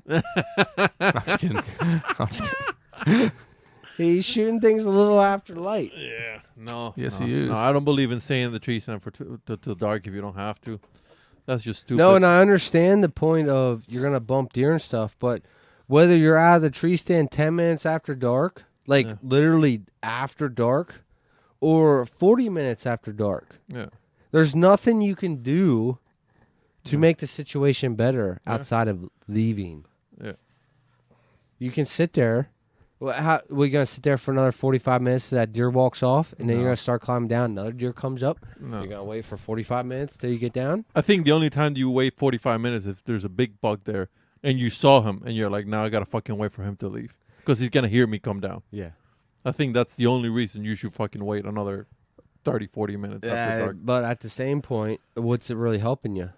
Well, he doesn't hear you. You know, you're What not, happened? you're not what happens if educating him. What happens if he just disappeared and all he did was lay down? That's a chance you take. Exactly. Yeah. So what's the difference? No, there's no difference in that matter. But if you see him that he's feeding and he's moving, then, you know, waiting 30 minutes, there's a bigger chance that he's moving than just bedding down. And that's the only reason that I see it. That's the only way that I will just stay there. But there's a chance that he could just fucking That's lay what down. you're hoping for. Yeah, that's what I'm you're hoping. hoping for. Yes. Yeah, I would say that there's like a 5% chance they're gonna bed down because at that point in time they're moving to food. For No, a reason, 100%. But at the same point in time, right? It's a possibility. It's a very good possibility. yeah. I shouldn't say very good, but it's a possibility. Yeah, that's what I think too. I mean, how many you've seen pictures where they've been bedded down right after dark? Mm-hmm. Mm-hmm. I mean, shit. I mean, it's happens Yeah. right in front of your camera. That's Literally what- 10 that's- minutes after dark. That's what happened with Trump. When I saw him in the tree stand. What? That's what happened. You I better saw know. I saw him 15 minutes before his sundown. Sorry, 15 minutes after sunset, so after it was completely dark. And remember I told you I couldn't get a shot? And I was just in the trees and I could hear him. It got pitch black and I could hear him move. And I'm like, God damn it, I got to sit in this goddamn tree stand until he fucking leaves. And then I heard him leave, just making noise, and then I got down. Never saw him again, so didn't do any good. Yeah, so how do you know if it had a negative impact or a positive You impact? don't. But at the moment, that's what I thought I should do. But the same, you got to leave at some point. Like, you have to leave at some point. Yeah. Unless you have the next day off and you'd be like, hey, babe, I'm not Yeah. coming home. I'm sleeping in the woods. I'm not sleeping in a tree stand. Exactly. Like, Yeah, like my philosophy is like I said, 10 minutes. If I don't see a deer before that 10 minutes, like the last 10 minutes of light legal Mhm. shooting time, Yeah. I'm trying to get out. Yeah. Right, I might start packing up a little early, kind of like you said, Antonio. yeah, you put the little knickknacks away. You Yeah. put your grunt But tube it's away. like I don't have or- any of that shit anymore. So I But don't you know what I fucking- mean. You put your Yeah. little knicknacks away. You put the shit bullshit away. You know. Yeah, put the and then- quiver back on the bow, like because I Yeah. don't. Do you guys hunt with your quiver on your bow? No. No, yeah, me either. I take mine off and hang it in a tree stand. Now it's on there when I'm walking, and Yeah. I will shoot with it on there walking. But in No, a in the tree tree stand, stand, it's Yeah, off. no, I'm the same. You I'm don't the same. grunt? You don't take your grunt call? Mm-mm. No. I don't take anything. Dude, I don't take a grunt call Dude, till I this time fucking of year. I fucking those 4 deers that went under my tree stand. I fucking grunted them and they both came to my tree stand. Really? Because I grunted them. With that new fancy grunt tube you got, eh? I fucking love grunt calls, dude. I've never had luck with them. So I With just- him, with Eddie, we were hunting does, and I shot the doe and I missed, and I'm like, look at this, and I grunted and I stopped the doe from running Really? away. No Yeah. shit. I've never had luck with like scent, grunting, rattling. Yeah, no. With rattling, I got luck one time, and that deer is Yeah, I like being very Passed. fucking yeah, in and out, Yeah, quiet. Nobody knows I'm there. yeah. In and out. Grunkle. I bought the fucking Primos. The doe. I have that too. I fucking corrected the trajectory from a deer with those two. Yeah. Yeah. I don't know. I like grunts, bro. If I see a buck and he's sort of going the opposite of me, I fucking grunt, and I'm gonna say 70% of the time he'll turn and move his direction towards Of that me. 70%, how many percentages is on public land? Is that like a private? No, that's both. Both. Yeah. Yeah. Interesting. Yeah, that's both. You know what? I've Rattles seen- never worked in public for me. Yeah. Yeah. I've never had. They worked. I don't know. I mean, I've had deer come into rattling, but nothing I'm going to shoot. Yeah, yeah, So there is a limit in the filling the tags. We were talking about that earlier. yeah. Like I'm not gonna. Shoot what I saw the other day. Right. Yeah. Like basket 6, basket 8s. Like Yeah. if it's under like 85 inches, 90 inches, I'm not gonna shoot Yeah. it just to fill a tag. Yeah. No, there is a point in time where, Yeah. yeah. Well, and rifle you will. And I also want to say, like, just because like I feel that way doesn't mean that's Yeah, right. Yeah. Whatever there's you wanna there's a shoot, go bajillion for it. ways, Yeah. to go about it. I think my biggest issue is the fact it's like Jersey. There's pressure to kill deer in Jersey. I want to get back down to Delaware. I overpressure everything because I hunt so many places. I'm trying to fill so many And tags. that goes a long way. I mean, that even goes in your hunting psyche to begin Oh, with. yeah, for sure. You'll get burned out because you're trying to get so much done, you can't get Absolutely. it done. Mm-hmm. I mean, I personally believe we're all good deer hunters. None of us I'm are terrible. No, I mean Set not the bar lower low. Yeah, I I'm mean, terrible. no, I mean being serious. Like, I mean, you can knock all your shit you want, but like, I think we're all good deer hunters. We're no dumbasses. We're not just out there with our thumbs in our ass, and we all hunt hard. Sometimes I feel like my thumbs in my ass. Well, no, no, 100%, you do. But you Yeah. you hunt hard, and we all kill deer. It's just. It's in the eye of the beholder. It's literally. I like love and hate the whole going after a specific deer. Yes, so do I. I am waiting for a big boy to show up because that's every year. This coming week, I should have a big boy show up. Mm-hmm. But at the same point, I'm so anti about it that I just want to go kill a deer, kill a buck, whether it comes to a pride thing. Yeah. Sorry. You know, it comes to a pride thing where I want to kill a buck. Mm-hmm. Whether big or small, I want to fill my buck tag. Yes. Right. You know, at the end of the day, it's a pride thing. So would you swallow your pride chasing the fucking buck of a lifetime?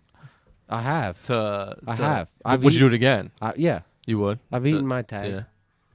Chasing Trump, I ate my tag like 3 years in a row. Yeah, we all fucking. I think that's what burned me out. What killed me with that was eating those tags. Actually, I didn't eat those tags because I shot other smaller bucks.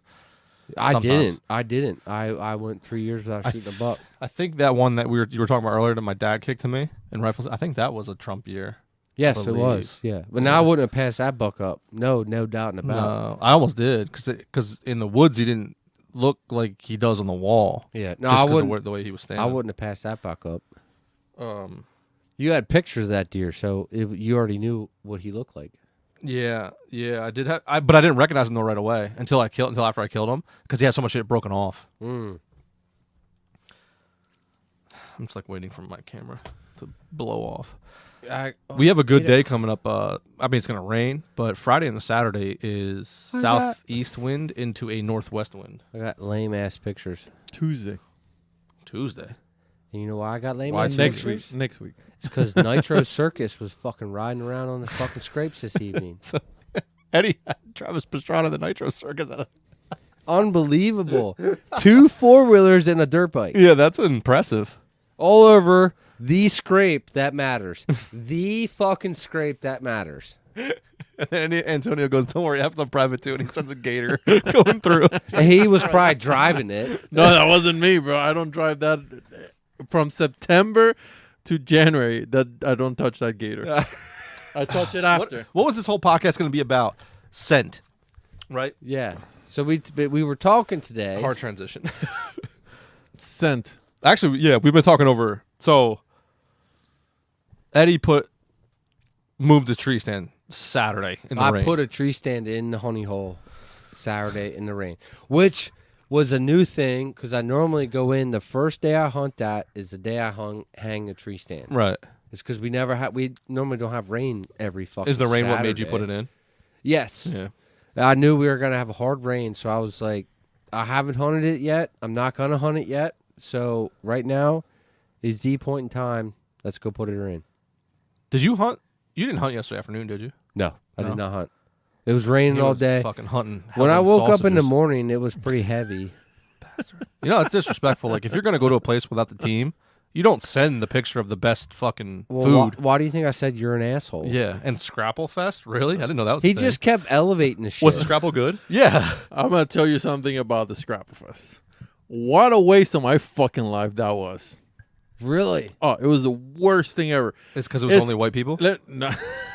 I love white people. I'm married to one. Come on. Stop it. All right. It's called the app. I don't even know I should say this fucking. It's a Scrapple face. Say it. There's no deer there. Who cares if we give the spot up at this point in time? No. Because it's south of that. It was like an hour south of that spot. Oh shit. It was a fucking drive. And I was like, it's called the Apple and Scrapple Fest. And there is literally 3 Scrapple spots in the entire goddamn festival. Really? Everything else is apples? Everything else is just arts and craft and people selling shit. Did you bring any Scrapple back for us to taste? It was no, because it was worthless. You ate it all. So how is it worthless if you ate it all? I'm gonna tell you something. We went to the grocery store, our grocery store, and got Scrapple from there, and I would have fucking paid $3,000 Comparatively? Just You to would grab not. You're the cheapest person I know. You would not have paid That would not $3,000. happen. First of all, I am not cheap. Second of all, I like to get discounts. Okay, and the reason I say that is because I'm not paying full price when I know for sure I can get a discount. Because that's just stupid. If I Fair didn't enough. know I can get a discount, then I'd be like, okay, I'll pay for it. Dude, We just don't have patience. That's the problem. How dare you son of a bitch. How fucking dare you? You are the asshole who went to Helen's without us. So don't you can call me all the names you want. You're still the biggest asshole. Keep it PG. Hey, I said they sell raw sausages. Yeah, I didn't know that. And none of you answer like, get some. I was like, okay, I won't get any. When Fuck. did you say that? He did. Like right after that They conversation. sell I 10 missed pound. that. I missed that. They sell 10 pound of the raw sausage for $70. I missed that. Why didn't you buy it? You shouldn't even have to ask. That is a good point. You shouldn't even have to I ask. should have asked. All we need is nacho cheese. Like, Are we gonna we're break fucking open great. this? What has to happen in order? to I'm break hoping this you do open? because I'm out of beer. Not that. Not dude. that, Just yeah. grab that. I thought you were gonna crack that. That's what you were just talking about. Well, I'm saying what has to happen in order to crack that bottle. what's this year. so fancy about that bottle? That has been sitting here for a couple weeks. So I'm kind of wondering. It's 3 figures. 3-figure what Yeah. is it, whiskey? Yeah, Bourbon, Bland's. I searched for that bottle for like 4 months, maybe So- 5 months. So is it like? It's a fancy shit, bro. Does it make your dick grow? No. If it did, I would have snorted it fucking 4 months ago when I got it. Yeah. You and me both would be like, come on, give me a line, man. I think it's nostalgic a little bit. I think it's the shape of the bottle, the cute little fucking horse thing on top, the fact that it is We Bland's. do it's have to get from some Buffalo Trace. sponsorships to throw on the table here. So there's a beer that I want to try and get. I'm not going to say it because I don't want other assholes to try and sneak in and grab it. But I had this beer at the what's their name? The fucking habanero chili peppers, red hot chili peppers. Yeah. Concert. What about them beers that we had in Delaware at that place? Oh, shed hunting. Yeah, I mean, remember that was those were good. delicious beer. Those were good beers. This is like a cheap beer that's all around the country, so I think it would fit our style a little bit better. I know Antonio wants to get Bud Light. It is what it is. Is it because I'm brown? My dad would be proud. I don't know if I don't think brown people even drink Bud Light, do they? No, that's all they drink. No, they drink Drink Modelo. Corona. Ladies and gentlemen, this is how you expose the racist. Just like Dude, that. I love Modelo. Have you ever had Modelo? Yeah, I I do put the love roof Modelo. on the next door lady's shed, and Drinking 40s of Modelo. she brought out a 40 and was like, "Here, this is my payment." I was like, "I hilarious. appreciate it, lady." She's literally like 80 years And old. that's a fucking another racist. She can't do Like, nothing. look at this She's- guy fucking on my She's roof. Spanish as shit. I don't know where she's from, but I don't think she's Spanish. I bet she is. I bet she don't. She's Hispanic. Well, either way, You fucking racist. she's a super nice lady. She makes really nice food. You should find And out where she's from. Modelo. That's on her draft. beer. That's her beer. She brought me a Is- 40 out of her fucking refrigerator. I know. It wasn't like she ran to the store and got me a 40. She just has has 'em on 40s deck. in her fucking fridge. How old is she? 80. And she goes, I thank you so much for putting a new roof on my shed. I feel bad for not giving you nothing. So she gave me $100 and a Modelo 40. And she's hilarious. like, "Do you like beer?" "Sure, I do now." When I was in Mexico, that's when I first had Modelo was on draft. Modelo on draft It's is good. way better than the bottle. Is it really? Oh fuck yeah, Yeah. dude. I mean, I drank this 40 pretty quick, so I mean, mean, if I it's thought it was hot awesome. And you're working It hard. was hot. I and just yeah. put on a fucking roof. Yeah. It was a shed. It wasn't like a house. So, but still, I'm over this. And then she's like, "Here's a Modelo. Mm-hmm. That's hilarious. Crack that bitch right off." Yeah. Yeah. Moisture in the air. So Eddie put up a tree Yes. stand. We went And- completely off of this conversation. Hey, I was waiting. I was waiting for. I didn't But want to hey, cut it off. yeah. It was a good conversation. It was funny. We were making racist jokes apparently. Eddie put up a tree stand in the rain, and I just so happened to post on Instagram. Do you or don't you? Right. And a lot of people said, yeah, in the rain makes sense. But like the cluster of people who didn't had like scientific backing that. Let me hear this. You do. Because I'm a scientific So guy. I shouldn't say scientific. That was a bad word. Facts. Hard facts from dog trackers. Okay. Right. And I really want to listen to the episode. It's on the Keystone Chronicles. I don't know what the episode number is. He reached out to me and he's like, "Hey, man, listen to this episode." Working Classes also had a dog tracker on, and they said the same. All the dog trackers say the same thing. They prefer when it rains Yes. to track deer But- because they get better scent off of the moisture in the air. But it's dependent upon how much moisture. That's my question. Like, what is that fucking? When is too much? The guy I work with, he has a wiener dog. And I thought you were gonna say he had a wiener. I was like, okay, that's a good start. And he's good. He's a good dog. I mean, You ever seen that fucking thing? The people planking, they're like, I'm planking for 9 hours, and then just a picture of a wiener dog, like undefeated champion of planking. So stupid. All right, continue. Sorry. I apologize. It's so stupid. but he says if there's some moisture, like dew, Mhm. a slight mist that night, he can't wait for the morning because the dog's gonna react completely different than on a dry, humid day where nothing's going on.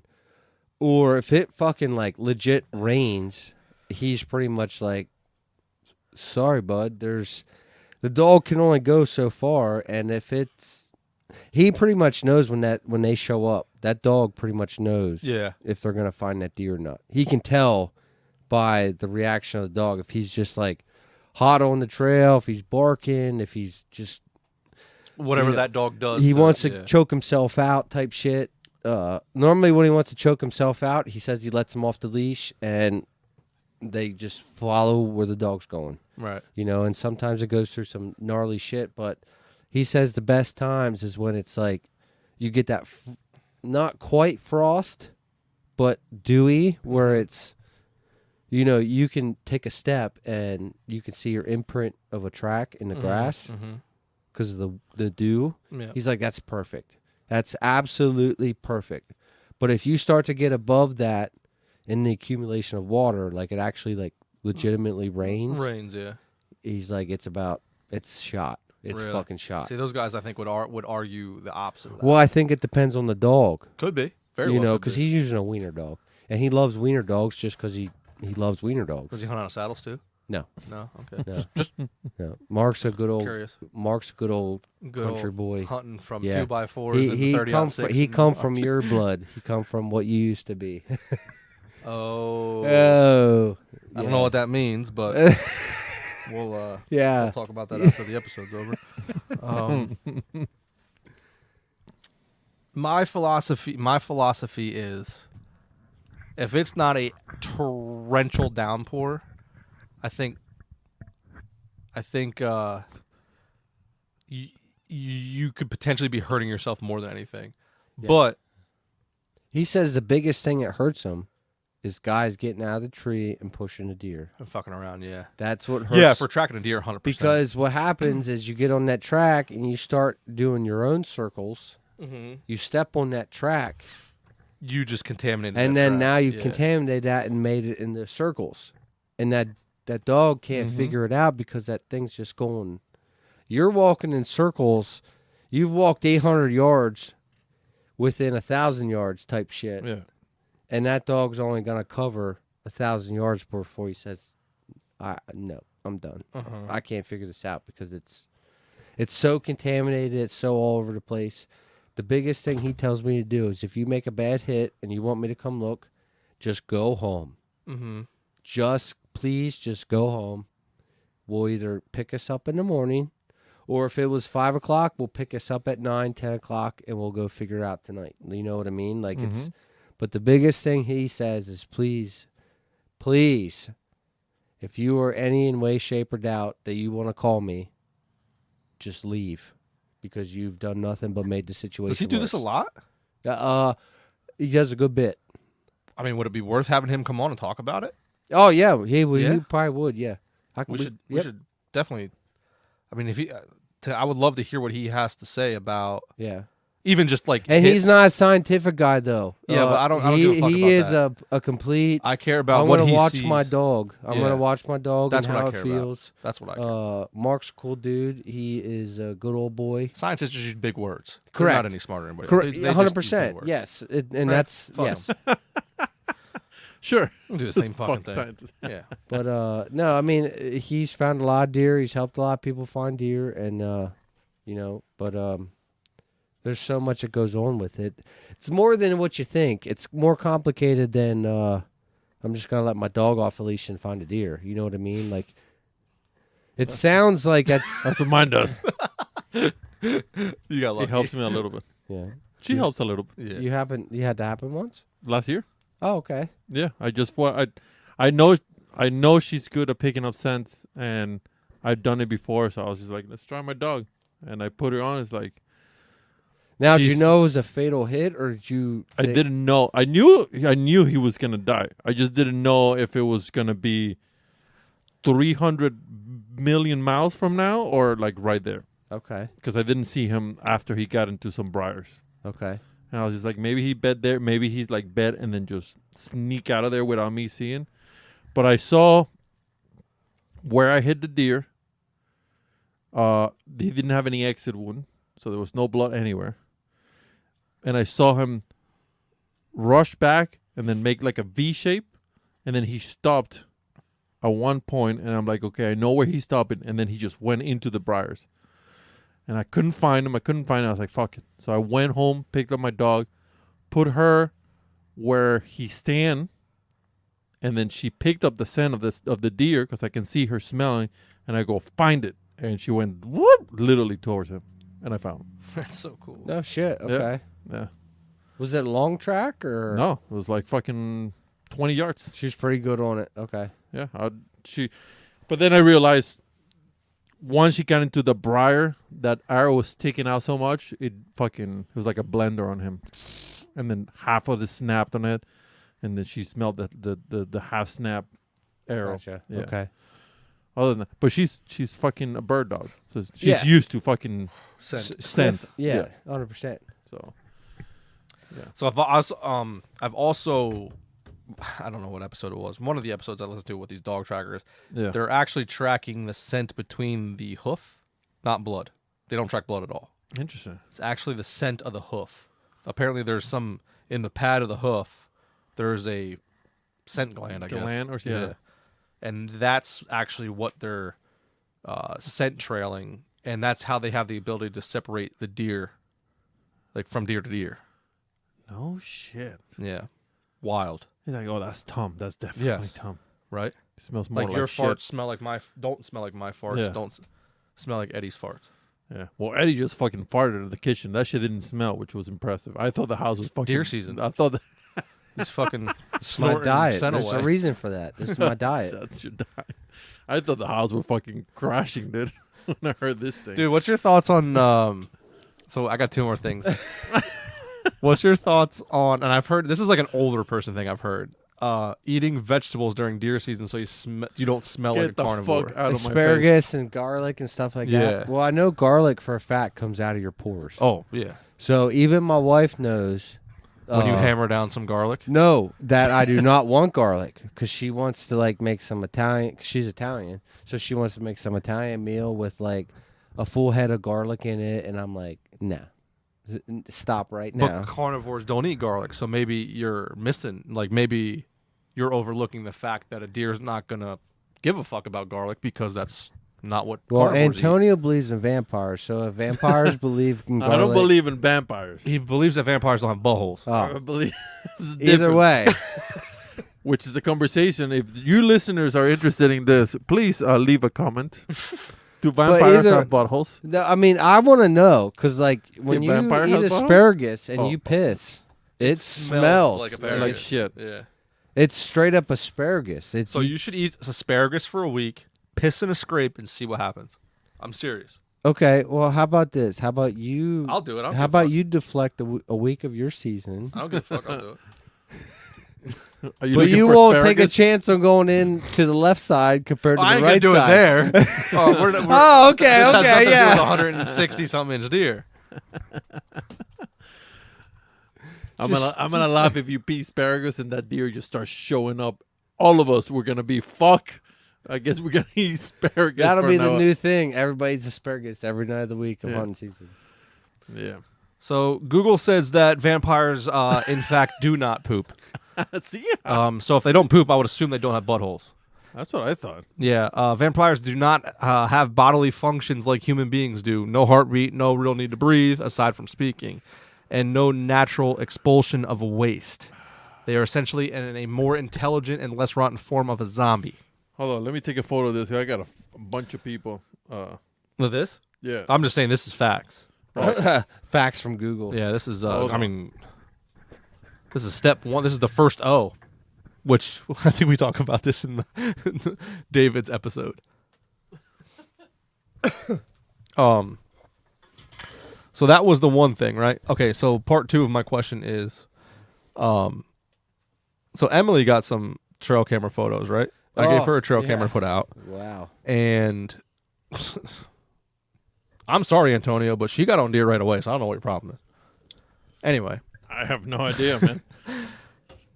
2 separate occasions, 2 separate days, one doe, one buck, both staring straight up a ladder stand in the dark. And that stand has not been hunted this year. It's weird as fuck. It's like they're saying, like, what the fuck is this? So Eddie brought up a good point. Bad experience from that stand. I don't know how long the stand's been there. I would assume And it's been I there wouldn't forever. even say it's from that stand. I'm just saying from a ladder point Okay. of view. That ladder could have been wherever else. yes, and somebody missed or somebody shot a doe out of a herd that knew that was there, Mm-hmm. and stuff happened. I don't know. I could be just completely stipulating what the fuck's going on, but No, that's a very I feel there's a negative effect there with all them deer looking at that tree stand like that. There's got to be a negative effect. So first thing that came to my brain was, do deer just look at tree stands because it's something weird, like you were saying, Yeah. horizontal versus vertical lineage, Yeah. right? And you only see them when you're in the tree stand, so you 'Cause- just assume they're looking at you, but they don't even know you're there. They're just looking at a. Like when I'm weird thing driving in the tree. and I see deer when I'm driving, what I pick out of that is horizontal versus a vertical. As you're walking around the woods or driving by the woods or whatever, 99% of the shit's fucking Vertical. vertical. Mm-hmm. And all of a sudden you see a horizontal piece. And that's most of the time what I pick deer out on or something like that because I'm looking for that. Yeah. So good poachers train themselves to, at high speeds, look through vertical, right? They eliminate the vertical. Just shut your mouth. And Just, look just, horizontal. just shut your mouth. I'm serious. I know some people. All right. This is what happens. They I thought on you the were road, talking about some shit about me. No. There's nothing to do with you. This is factual from a mouth of someone who's been in trouble for poaching. Okay. I do not associate with this human being. I've heard stories. They train themselves when they're driving on the road to not look vertically, they look horizontally like that. Because you know how like when you're driving it's like a blur? Yeah. So they try to eliminate everything like this to look for the deer that they're trying to shoot. And they do that at night with a spotlight. Nice. Could you imagine? You know how hard that is? That's a talent. Yeah. So I think they're born to be poachers. Which brings me back to I think my deer's dead. So I'm going to go shoot a different deer tomorrow. Sorry, Eddie. I'm just kidding. I just said that to piss you off. I actually don't think I'm going to hunt at all tomorrow. But actually, so if you think about in a deer woods, he's walking through life. Everything's Vertical. fucking vertical, and all of a sudden he sees a existential fucking some foot. elevation just change of it's a 90-degree down, like just some weird ass fucking shape, and he's like, well, this don't look fucking right. That buck, he literally walked up to the thing and was like, what is this?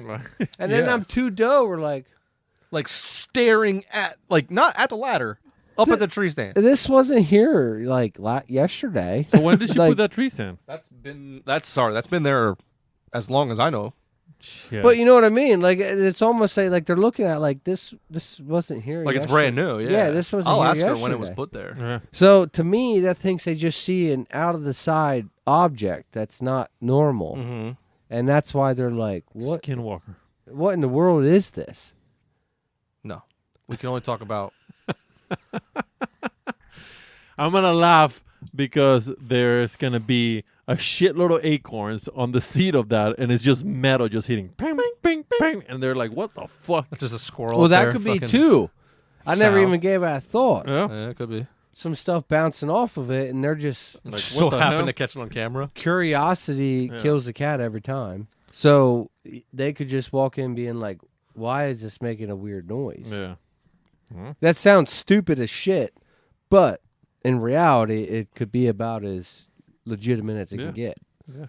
I don't think anything's stupid anymore, But you know what I'm except saying? for hunting out of saddles. It sounds But, I mean, so simple. It Yeah. sounds so simple, but Hey. in reality, that could be the reason. Just remember this day. He said, being saddle hunters is fucking gay at least 7 times.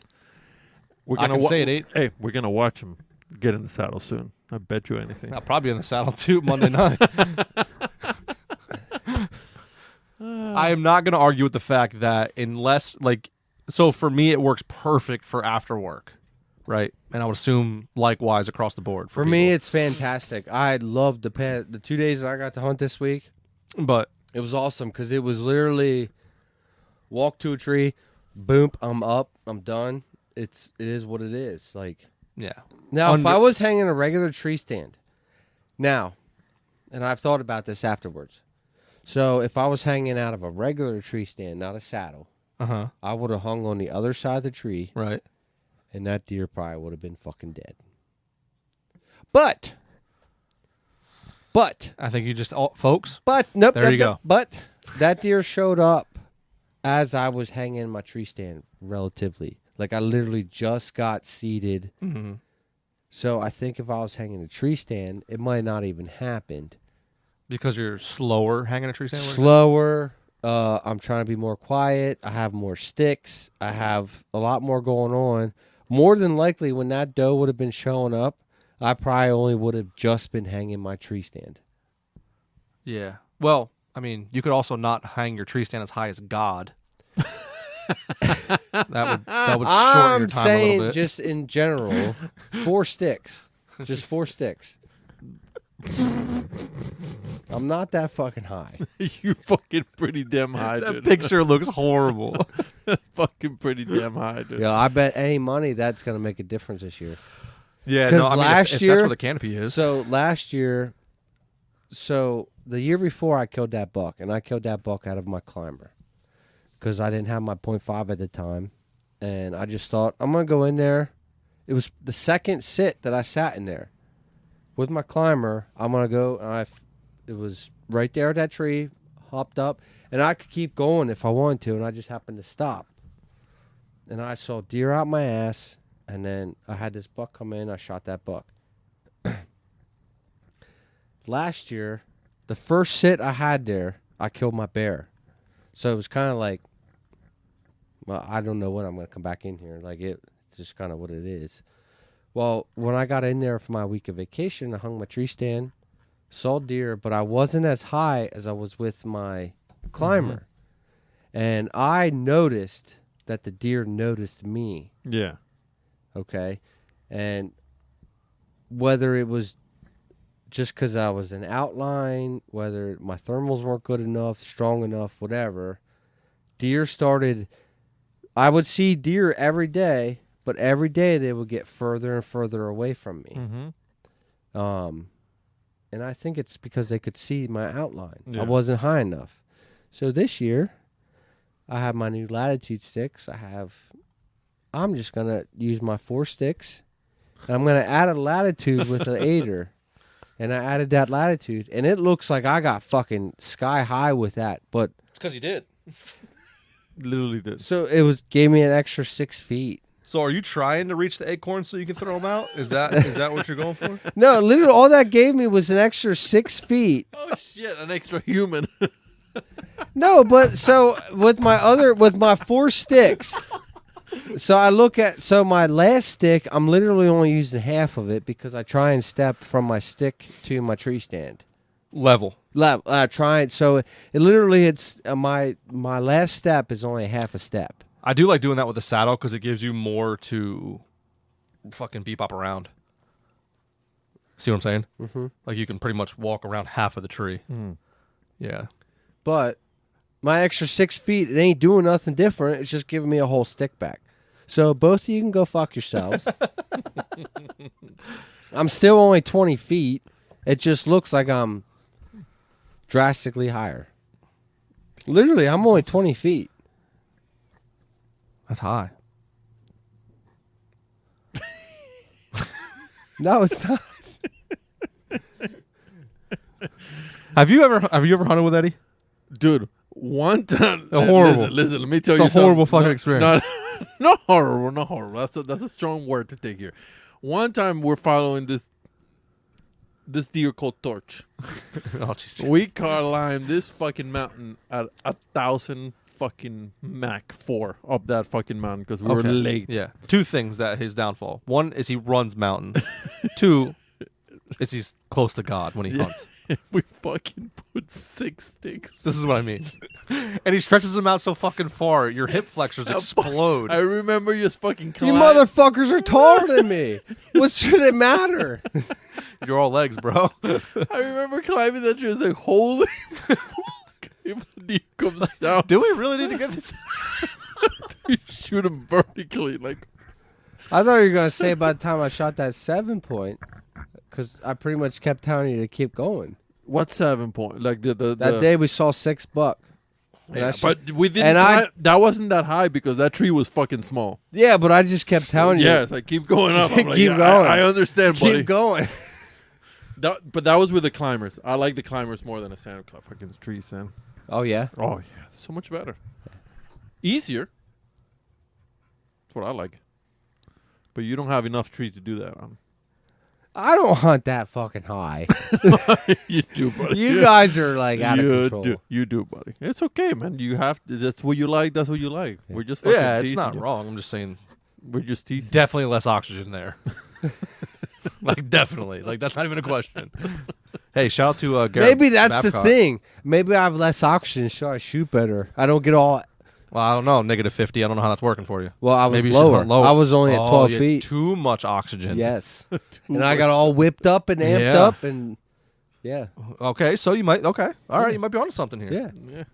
I hunt high because I get too amped up. Yeah, That's good. You need less. Yeah, makes sense. Shout out to Garrett Babcock for shooting a buck in New York.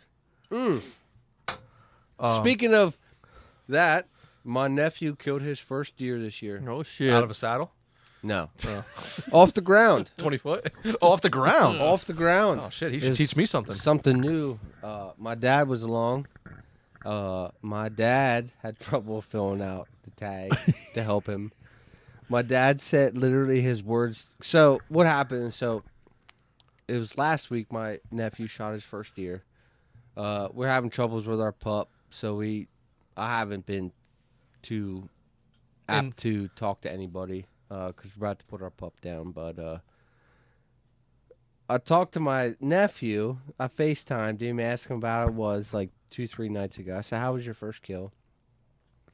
Nowhere near the story Dad gave me. Nowhere near. That's Completely different stories. It sounded the most common collective thing from my nephew. But from my dad's point of view, nah, not even close. So I asked my nephew how it went. Oh, fantastic. I shot it. Fell right down. I fucking shot it. It was a perfect shot. Fell right down. Dad, I hit a little high, and she was really close. Apparently, she was only like 10 yards away, and they're on the ground. And Dad couldn't even believe that he got his crossbow around to shoot this deer because she just literally just kept standing there. And he shot a little high, and she went right down. So, you know how crossbows, you can get a crank with them? Yeah. You know? Well, since my nephew's only like 13, he thinks that's the only way you need to do a crossbow.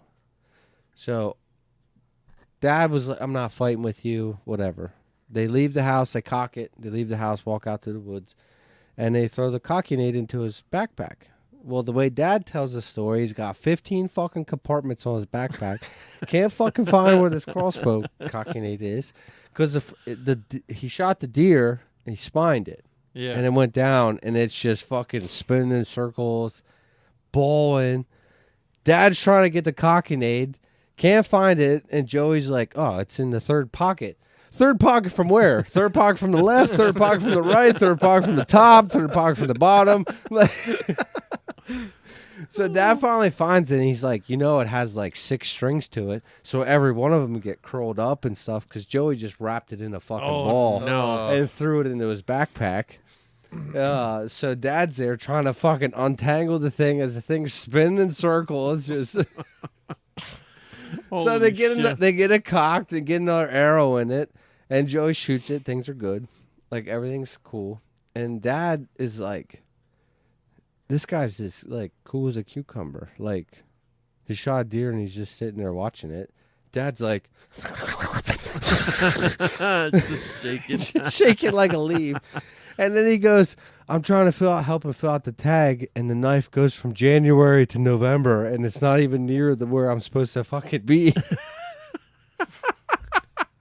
He can't even fucking notch the right month. And we're in October, and he's going from November to December, so he's not even getting to October. Holy shit. Oh, shit. But my dad is so stroked out about this that he's like, I don't even know if I really want to hunt too much more this year. Stop. It's like, Dad, what are you talking about? You're not going out for a muzzleloader? And he's like, well, I might go out Friday. Depends if they offer me overtime or not. What do you mean if they offer you overtime? If you want to go fucking hunting, go fucking hunting. Yeah. Jesus Well, Christ. I might go out Friday and Saturday. All right, Dad. So, and I'm thinking about this. My dad is a split image of his dad. So when I was probably 15, 16, which makes my dad 35, 36, which makes his dad 56, that's pretty much when Grandpa stopped hunting. Really? Yep. Grandpa was just over it. Grandpa, whether it was health reasons or he just don't want to go shoot another deer. Yeah. Well, Dad's 56. He done. How old are you? 36. You got. I'm 35, sorry. You got 35. 20 Dad's years to go. 55, sorry. I gave him a year. Whoops. Well, him and I are going to have a serious conversation soon. That's all I'm saying. Right. Man, he doesn't want to kill deer, man. He just wants to kill birds now. I think when you get to that age, it's more about spreading the conservation, getting other people honestly, involved. what I think it's about, Lazy? nope. He just wants to kill stuff with his family. Yeah.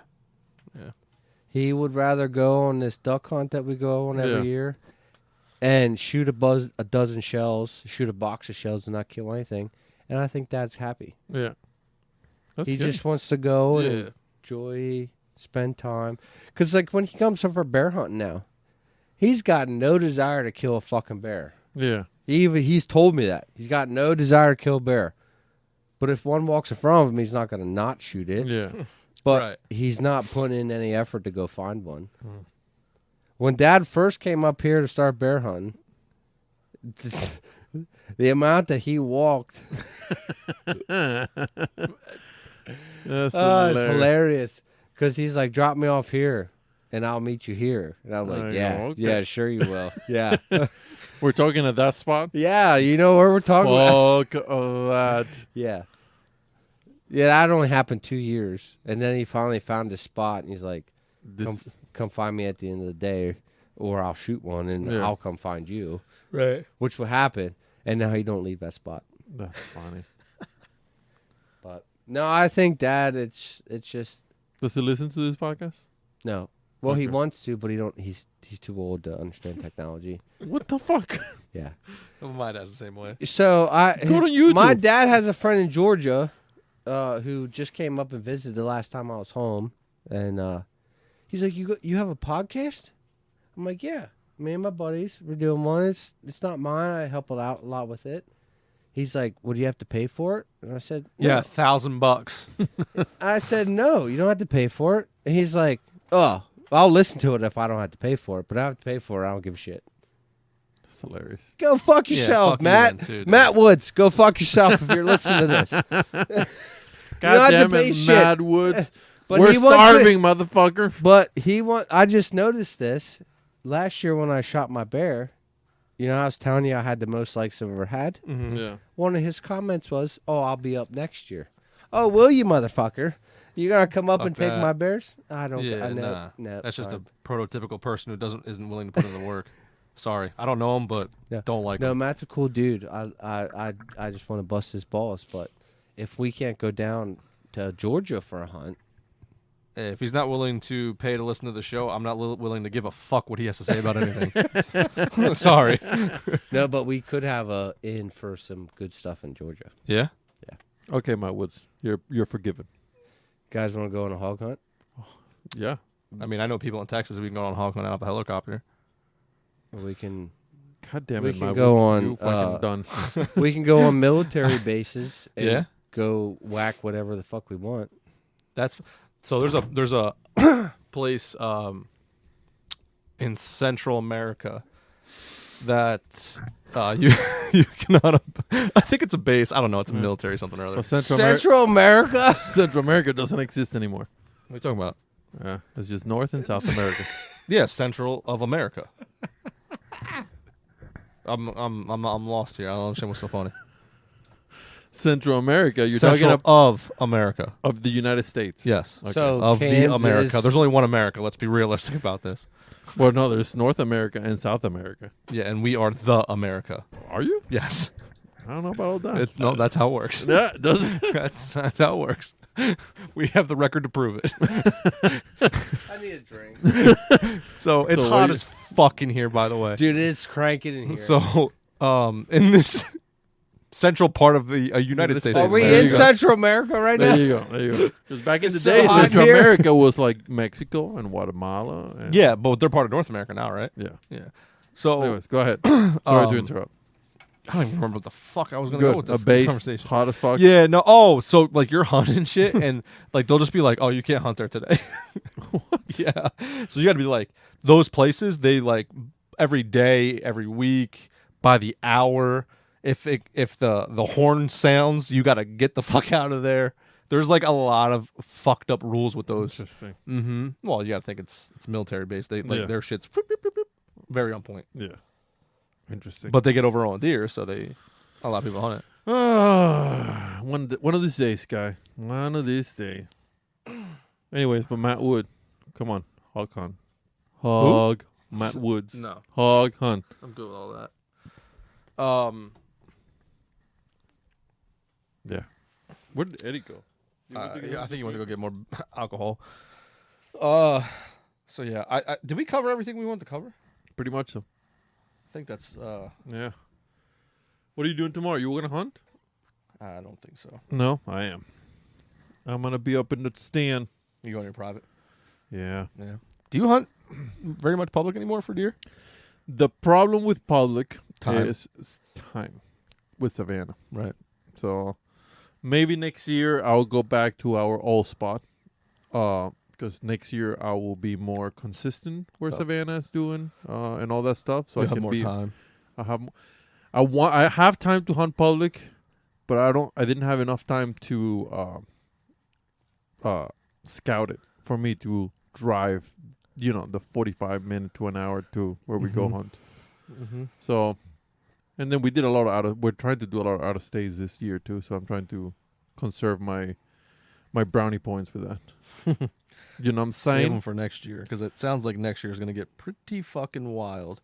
Are these the Hopefully. fucking terrible drinks that you brought, dude? Yeah. I'll take one. Yeah, after you fucking drank 8 other ones. Yeah, no, conserve them brownie points for next year because I think next year is going to be pretty. I can. Wow. They don't They don't. roll over. Oh, What are we conserving? use them or lose them. You lose them of What are we losing. Yeah. conserving? Brownie points. Brownie points. He was asking me if I hunt a lot of public, and I was like, not really, because I don't have the time with Savannah. And because we've been doing a lot of out of state, or we're trying to do a lot of state this year, I'm trying to conserve those brownie points to do those instead of just. And I didn't scout public at all because I just didn't have the time. I understand what you mean by brownie points now. Yeah. I- Yeah. So. So I was not aware of the fact that they do not carry over. Yeah, it's not. No, that- they do not. no. Just so December 31st or Yeah, pretty much. Yep. You got a year to use that shit. okay. Yeah. I'll have to. Because then it's like, oh, it's a new year's. You can, you said that last year. But I live my life by deer years, deer Okay. season years, not. But are you PA deer season? Yes. years? Okay. Yeah. July to June or June to July. Okay. July to June. Yeah. No, Sorry. that's fine. That's fine. No, next year will be a little bit I guess easier. it still wouldn't matter because No. we're going to be in the No. following year. Yeah. So Yeah. get ready to hunt a lot of states next year. That's all I'm saying. I'm ready. Or have the opportunity. Get ready to have the opportunity to hunt in a bunch of Yeah. states. Yeah. I'm dying to go back to our old spot because those were some struggling times. You know, That I loved. I actually had a thought creep into my brain Oh, about shit. the same thing. Which spot are we talking? The spot. Yeah. OG spot. OG spot? OOG spot. Yeah. Hey, no, there. You could take Matt with you too. Yeah. Or whatever the fuck his name is. I have some serious thought processes on that. Really? What? With the rifle. Oh, okay. And it's more or less of, I'm going to go to places where I had Yeah. pictures of big deer that I should have hunted and overlooked it or overthought it or Yeah. So that you doing? type of Are you shit. doing? Are you doing it rifle? Yeah. This year? I do it. I do it don't right. know- I don't know yet. It's close. It's very close. Every opening day rifle, I go to that spot. That's not OG spot. That is OG spot. What's OG? Yeah, what's OG to you? My OG spot? Trump. Okay, that's Well, not. what part of Trump? That's not even OG spot for me because that's What- not where we started hunting together. What's OG to you? Yeah. 30. 38? 150? Yeah. No. Holyfield? No. 38. 38. Oh no, that's not So OG you guys aren't talking spot. about that. Okay. No, because we didn't hunt all. I don't think all three of us hunted that at one point. We met for shit. Because shed that's hunted how all I together, started and that's talking to it. you. Yeah. Yeah, and and we all then- shed hunted together. Yeah, but we never hunted it. We never hunted it together. Nope. Nope. Well, we all hunted the first thing And we together. bounced to We bounced to the big woods. the Yeah. to the big Yeah. boys. Yeah, OG. That's my OG spot. Every Okay. rifle season, I go there. Which if I were to go somewhere the first day of rifle season, I'm going to the back corner. Yeah. That's where I'd be going. I don't give a shit what. It's the back corner, which is Which back corner? The top? No, yes, it's the which spot is that we- right yeah. off the spot where I killed my 7 point Yeah. that morning. Yeah. That next ridge over is where I saw what's his name? Wonky. Wonky. Is that the ridge where it has the valley? Yes. Do you got to cross? Yep. That's a good spot. That back corner. So where I shot that buck, Mm-hmm. that 7-point, you go back, it hits the valley, and then it comes right back up to a point. Yeah, That's what we called the back corner. Do you remember the deer that we pushed out of there? Yeah. That we saw him cross the valley on the other side? Yep. And then the next valley is what's legit the 7-point. no, the back corner. Oh, okay, what you're saying. Yeah. It all connects type shit, but that's the little legit back corner. I hunt the front just because because they opened that road back there and they gave where everybody parks. You know what I'm talking about? Mm-hmm. No. Yeah, you do. So We've parked there before. it's You like make it sound super new. it's newish. It's one of the newest parks because you know where you park. 7-point. Like if you come on the road on top, right, and that 7-point mountain right there, you park on top and there's like a little pull off. Yep. That you park there. All that wood on that is new. Part of the. Yeah. Yeah. God damn it. Jesus 90650. Sorry guys. Made a boo boo right What here. does that mean? Bleep. Anyways, yes. That all was bought recently. This is the fucking You just know what looks I'm at stop. Everybody stops and looks at each other. Yeah. Like, oh, fuck. Fuck. Yeah, sorry. So yeah, that's You're all right. Are you gonna make it? No, I'm fine. You're having a hell of a time. Yeah, it's just yeah. one So of everybody parks there and rifle, and all those deers get pushed toward the tip. That's what she said. Mm-hmm. I don't think it's new though. Yeah, I don't know where this you new just thing sound. is. You just Across from the road, there's a little parcel that was bought recently. Oh, I see what you're saying. Yeah. No, he's right. He's right. Yeah. Is that where I used to park? Remember on the backside when I had Yeah. a ranger meet me? Yeah. Hey, tell yourself, I'm not a fish. Say that shit right now. I'm not a fish. I'm not a fish. I'm not a fish. No, I need a smoke is what I need. When you say that, you stop hiccuping. Really? I'm a fish. I'm a fish. I'm not a fish. I'm not I'm a not a fish. fish. I'm not a fish. I'm not a fish. I'm not a fish. I'm not a fish. I stop like breathing and swallow 5 times. Well, I know exactly what I need. Yeah. So I'm good. You need a 158-inch fucking mainframe. That High and tall or short some and wide? THC, one of the two. It don't matter. Oh wow, this is well, Yeah, there's a parcel there. They just got. Anyways, there's where I we might killed. as well start Hey. talking about midgets too while we're I at it. really mean, don't- we're it's- good. Hey, where I killed my bear, right? Yeah. You know what I'm talking about? Yep. If you cross that road, there's a whole new section.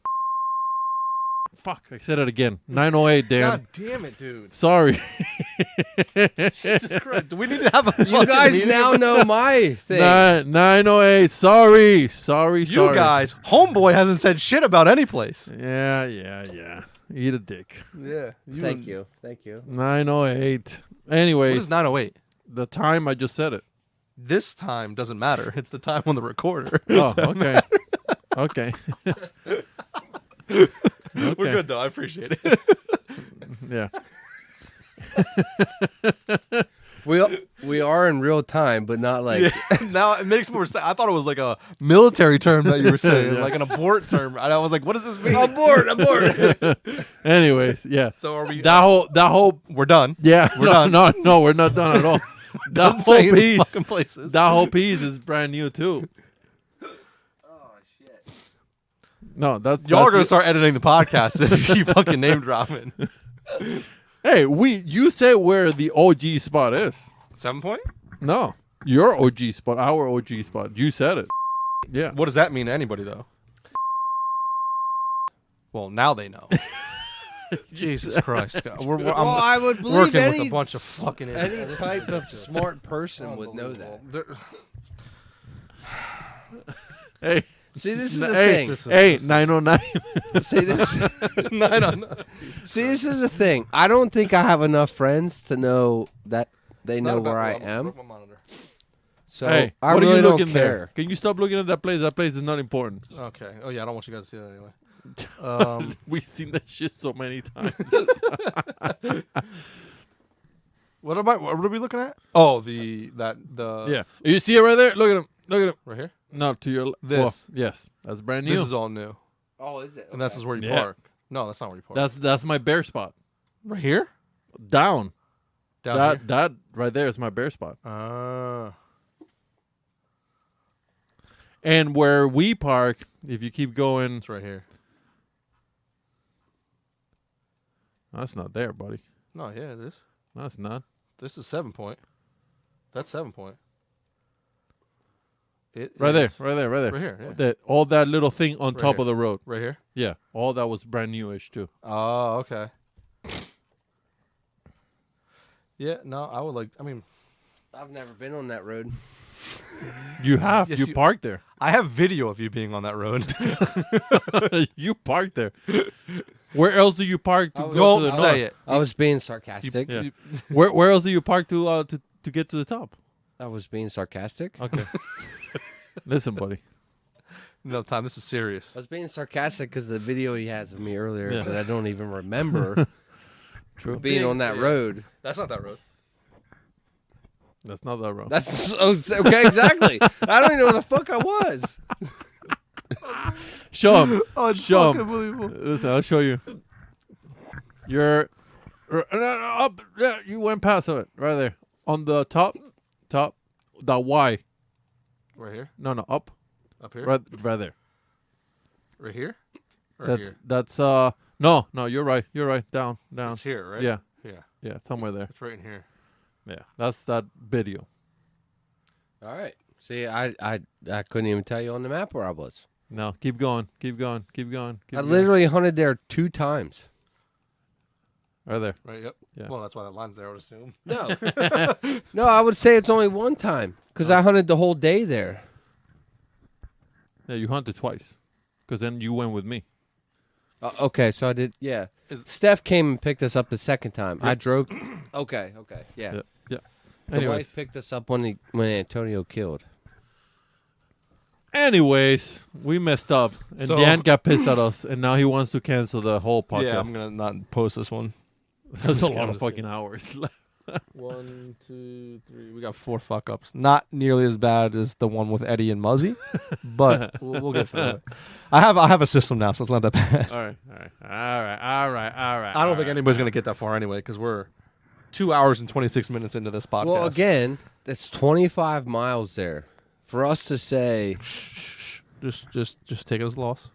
no, Just take it as a loss. no, I don't. 9:12. I don't take it as a loss. 9-12. Oh 'Cause my god. All right. Yeah. most people aren't gonna go. Hey, You're the only person that's ever went with me when I said we'll cross that bridge when we get there, no, 100%. and you stopped going with me ever since then. Well, that's your own fault. You should have told me what bridge we're gonna cross. Listen, if none of us are tagged out by rifle, I am 99.9999% that I will be there opening week. All right, just so you know, I wouldn't mind getting together. if you want I'm to, not gonna be here. Why? I'm gonna be in Texas. because he a little. Shooting hogs out of a helicopter, bitch. No, you won't. You're such No, a liar. no, You're gonna no. go watch some dudes stroke each other off. Like I don't. Whatever. I understand why you do it. Don't worry about it. Don't listen to him. all right. Listen, don't Hey, listen. everybody You can don't have their to get opinion. sad. You don't have to Hey, get sad. hey, I'm not Hey, sad. nine- I'm gonna be tagged out by hey. then, so I'm not concerned about it. 9:14. Lies. Don't listen to him. 9:14. 9:14. Don't listen to him. Just so you know. You're not gonna be here for opening rifle. No, I'll be here for opening weekend. I won't be here the following. Well, we're only talking about opening. Yeah, I'll be. Yeah, no, I'll be here for that. Just so you know, Okay. I'll be up there. I wouldn't mind a good group hunt. I will do the for rifle. same thing I did every year. Because rifle, to me, is up in the air no matter The what. problem is my dad. Oh, that's right, because you hunt with your dad. You the go first with day. your pops every opening. I can just tell him to waddle his ass somewhere and sit down. Figure it out yourself, bitch. Yeah. Yeah. No, We'll I see. mean, it's up to you, buddy. I have a weird feeling that he's gonna kill that big deer. Let him. That's where he sits. He Let him. sits in that spot. Let him kill that big deer. So you're saying... He's never shot a buck, too. Listen to me. So you're saying... That's crazy. Right? Only shoots the first thing that comes out. What usually comes out? Doe. Mm-hmm. The corner that I'm telling you to go to is the corner that you sit your dad, Yeah. and that you're expecting that buck to go through? I'm not getting into this conversation again. My brain fucking hurts. Okay. Yeah. All So, right. anyways, I will be there. If you guys want to join me, you're more than welcome. He's not going to see anything. He's going to get frustrated by 8:30 in the morning. We're going to go have pancakes and fucking sausages. Yeah. That's exactly what's going to I'll Yeah. see you. I'm gonna climb it the hard way too this year. All right. Well, let's make some make some plans. All right. We'll be there for the first day. I'm gonna climb it because I usually climb it to the left. This time I'm gonna climb it to the right, and then just In the parking lot, you're saying? Not in the main parking lot you're going to park. yes, Yeah. yes. So correct. that might work for my dad because it's just that first little boop hill, Yeah. and then he can just hit in that flat. Oh, there's yeah. I'm gonna go up Yeah. where you get that. Well, if I'm going to the back corner. Okay. Are you going to come from the back or the front? I'm coming from the front. From the front. What's the front? For same place where we're coming? Yeah, I would Okay. imagine. The front is in the front. Yeah, he fucking- doesn't park where we park. Okay. Where we park. Oh, you guys have extra parking that I don't know about? No, he just literally said the main parking lot. Yeah. There's two. Yeah, the spot's not. It's Well, literally. you it's just where, said I don't park where you park. you know where I park because you picked me up there when I shot my buck. Where I put. Okay. Yeah, you know, it's literally right. It's Can we just let's cancel this fucking? Okay, guys. whole Thank you guys for listening to Craving Power. We're gonna keep talking about this shit. that's not how we end the show. I'm done talking in codes. We have And I want to say this conversation would have ended 38 minutes ago if we could just say the fucking spots. I'm done. Hey, 9:16. Quit it. All right, you guys know what to do. Satisfy that craving. Be wild.